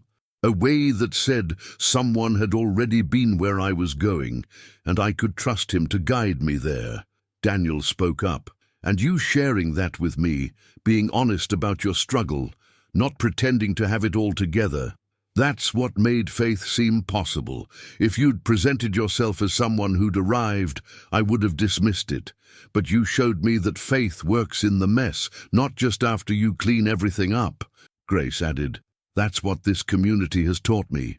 We don't wait until we're perfect to help each other. We show up in our brokenness and point each other toward healing. That's what real faith looks like. Pastor Julie smiled. This is exactly what the early church was supposed to be.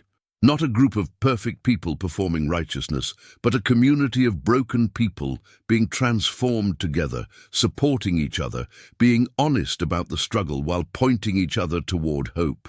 Nation, that Sunday, Pastor Julie preached on the story of Peter walking on water again. But this time, she focused on a detail I'd missed before. Peter sees Jesus walking on the water, she said, and he asks, Lord, if it's you, tell me to come to you on the water. Jesus says one word, come, and Peter gets out of the boat and walks on water. Actually walks on water, but then he sees the wind and the waves, gets scared, and starts to sink. We usually focus on Peter's fear, on how he took his eyes off Jesus, but I want you to notice something else. Peter is the only disciple who got out of the boat. The others stayed where it was safe. Peter was willing to risk, to step into the unknown, to trust Jesus enough to do something impossible. Yes, he started to sink. Yes, he got scared. But when he cried out, Lord, save me, Jesus immediately reached out and caught him. And here's what I want you to see. Peter didn't drown. He didn't fail. He experienced something none of the other disciples did. He walked on water. Even if it was only for a few steps, even if he got scared, he still did the impossible thing. That's what faith looks like. It's not about never being afraid or never doubting. It's about being willing to get out of the boat when Jesus says, come. It's about taking the risk, trusting enough to step into the impossible. And when you start to sink because you will, it's about crying out and trusting that his hand is already reaching for you. I felt like she was speaking directly to me. 7 months ago, I'd gotten out of the boat. I'd stepped into the terrifying unknown of trusting God instead of controlling everything. And yes, I'd wobbled. Yes, I'd been scared. Yes, I'd had moments when I felt like I was sinking. But I'd also experienced something impossible. Peace in the midst of anxiety, trust in the midst of uncertainty, transformation in the midst of brokenness.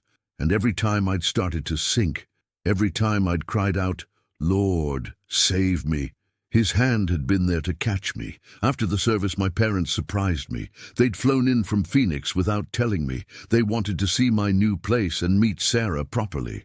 As we had lunch together that afternoon, my mom kept looking at me with this expression I couldn't quite read. Finally, she said, "Marcus, I need to tell you something. When you told me about your spiritual journey 7 months ago, I was so grateful. I'd been praying for you for years, but seeing you now, in person, I can actually see the change. It's in your eyes, in the way you carry yourself, in how you are with Sarah. You're lighter, more present, more alive." My dad nodded. "Son, I'm proud of you. Not because of your job or your success, though those are great. I'm proud of you because you had the courage to admit you were broken and ask for help. That takes more strength than most men ever find." Sarah squeezed my hand under the table. "He's pretty amazing." "He is," my mum agreed. "But more than that, he's real. And that's what we always prayed for, that you'd learn to be fully yourself, not the person you thought you had to be worthy of love." That evening, after my parents left for their hotel, Sarah and I sat on my couch talking about the future.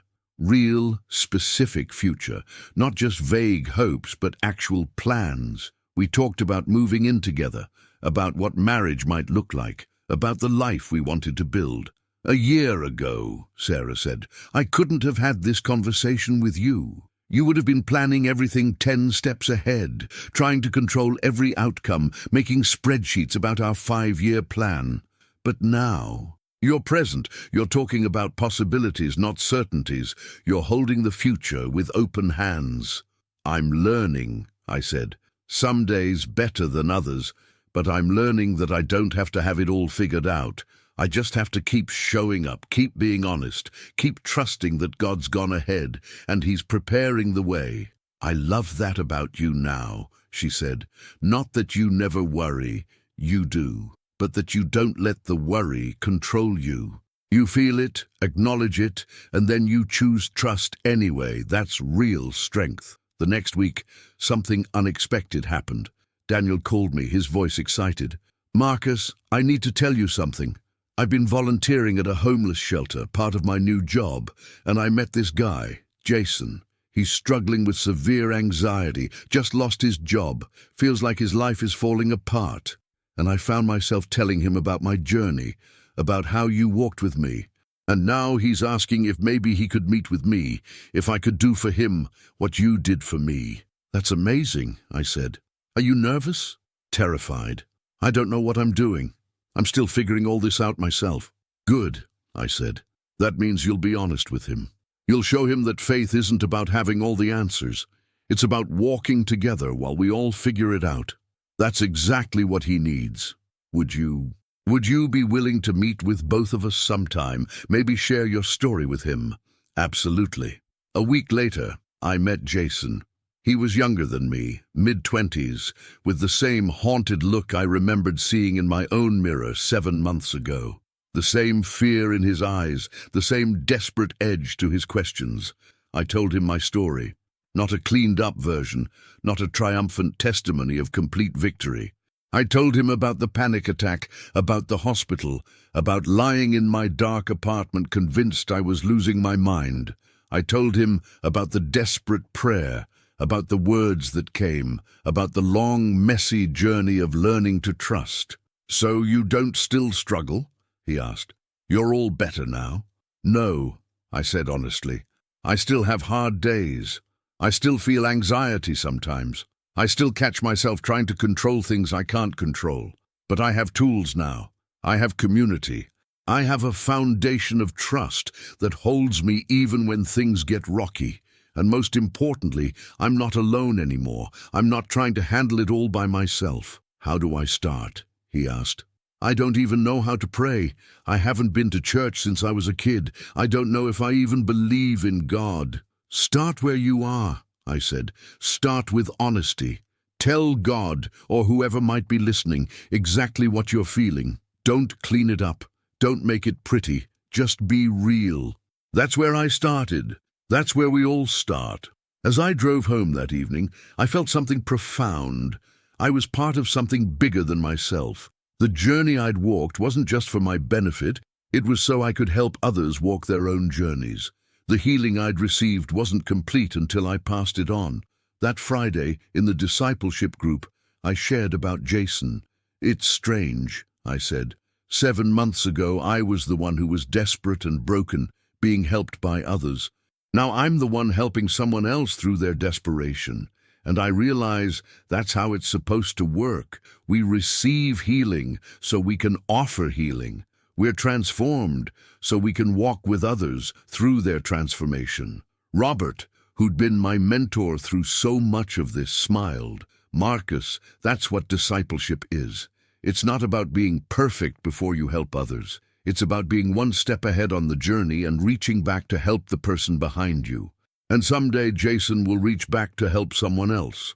That's how the kingdom spreads, not through perfect people, but through healed people, helping broken people. That Sunday, Pastor Julie's sermon was on the Great Commission. Jesus sending his disciples out to make disciples of all nations, but she focused on something I'd never noticed before. Jesus gave this commission right after his resurrection, she said. These same disciples who'd abandoned him, denied him, doubted him. He didn't wait for them to be perfect. He didn't wait for them to have all their questions answered. He sent them out still broken, still learning, still growing, because the message wasn't, "Look how perfect we are." The message was, "Look what God can do with broken people who say yes to him." That's still the message today. We don't wait until we're fully healed to share what God's doing in our lives. We share from the middle of our mess. We invite others into our process. We say, "I don't have it all figured out, but I know someone who does. Walk with me and let's figure it out together." After the service, as I stood in the lobby with my coffee, I looked around at this community that had become so central to my life. David, who'd shown me what authentic faith looked like. Grace, who demonstrated the courage to be honest about burnout and limits. Tom and Lisa, still walking through infertility, but doing it together. Chris, who'd recently made the decision to leave teaching and pursue his real passion. Daniel, who'd gone from desperate banker to baptized believer to someone helping others find hope. And Pastor Julie, who'd created a space where all of us could be real. This was church. Not perfect people performing religion, but broken people being transformed together. That evening, I took a walk to the same park where I'd sat 7 months ago, angry with God about my mom's health scare. I sat on the same bench and I prayed, "God, 7 months ago I cried out to you in desperation. I was broken, scared, convinced I was losing my mind. And you met me there. You spoke to me in that darkness. Do not worry about what is to come. I have already gone ahead." Those words changed everything. Not because they made life easy, but because they gave me a way to walk through life that didn't depend on me controlling everything. And since then, you've been teaching me what it means to trust.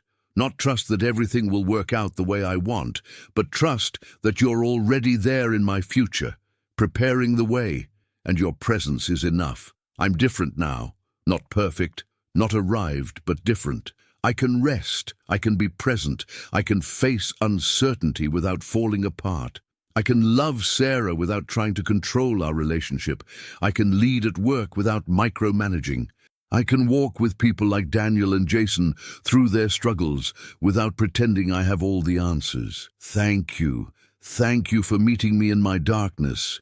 Thank you for not waiting until I had it all together. Thank you for transforming me, even though the transformation is still ongoing. Thank you for showing me that faith isn't about being perfect. It's about being present. It's about showing up, being honest, and trusting that you've already gone ahead. As I sat there in the quiet, I felt that familiar presence. Not overwhelming, Not dramatic, just that steady, peaceful knowing that I wasn't alone, that someone had gone ahead, that I could trust the journey. I pulled out my phone and opened my journal app. I scrolled back to that first entry 7 months ago, the one I'd written immediately after hearing those words. The entry was full of confusion, hope, and desperate prayer. Then I wrote a new entry. 7 months ago, I was drowning. Today, I'm swimming, not because the water is any less deep, but because I've learned to trust the one who holds me above it. I still struggle. I still have hard days. I still feel anxiety, still catch myself trying to control things, still have moments of doubt and fear. But I'm not the same person. I've learned that God doesn't always calm the storm. Sometimes He calms me in the storm. That His going ahead doesn't mean preventing all difficulty. It means being present in every difficulty. I've learned that transformation is messy and slow and full of setbacks. That growth isn't linear. It's a spiral where you come around to familiar struggles, but at higher levels. That community isn't just nice to have. It's essential. That being real is more valuable than being perfect. Most of all, I've learned that those words I heard in my darkness are true. Do not worry about what is to come. I have already gone ahead. God has been ahead of every step of this journey. He was in my panic attack, preparing me for breakthrough. He was in my mom's health scare, teaching me to trust in crisis. He was in Sarah's job offer, showing me what real love looks like. He was in my promotion, proving I could succeed without sacrificing my soul. He's been in every struggle, every doubt, every moment of growth. And He's in my tomorrow. He's already there, in whatever comes next. The challenges I haven't faced yet. The struggles I can't anticipate, the joys I haven't imagined. He's already there, preparing the way. So I'm not worried about what is to come. Not because I know what will happen, I don't. Not because I'm finally perfect, I'm not. But because I trust the one who's already gone ahead. And that trust, that relationship, that presence, it's more than enough. 7 months ago, I thought faith was about achieving permanent peace. Now I know it's about practicing daily trust. It's about getting out of the boat again and again, even when I'm scared. It's about crying out, "Lord, save me," whenever I start to sink, knowing His hand is already reaching out. It's about walking with others through their storms while I'm still navigating my own. This isn't the end of the journey. It's just the end of the beginning. There's so much more to learn, so much more to grow into, so many more ways I'll be called to trust. But I'm ready. Not because I'm strong enough, but because He's already gone ahead. Whatever comes next, I'm not facing it alone. And that makes all the difference. I closed the journal and stood up from the bench. The sun was setting over Seattle, painting the sky in brilliant oranges and purples. I took a deep breath, feeling the cool evening air fill my lungs, and I smiled. 7 months ago, I'd been afraid of my future. Today, I was walking into it with trust. The same God who'd met me in my darkest moment was with me now, and He'd be with me tomorrow. He'd already gone ahead. And that was enough. More than enough. It was everything. As I walked home, I thought about Jason, about the journey he was just beginning. I thought about all the other people out there, drowning in anxiety and fear, who didn't know yet that there was another way, who hadn't heard those words. Do not worry about what is to come. I've already gone ahead. And I committed myself to being for them what others had been for me. Not someone with all the answers, but someone willing to walk alongside them while we all figured it out together. Someone who could say with honesty and hope, I was broken, and I'm being healed.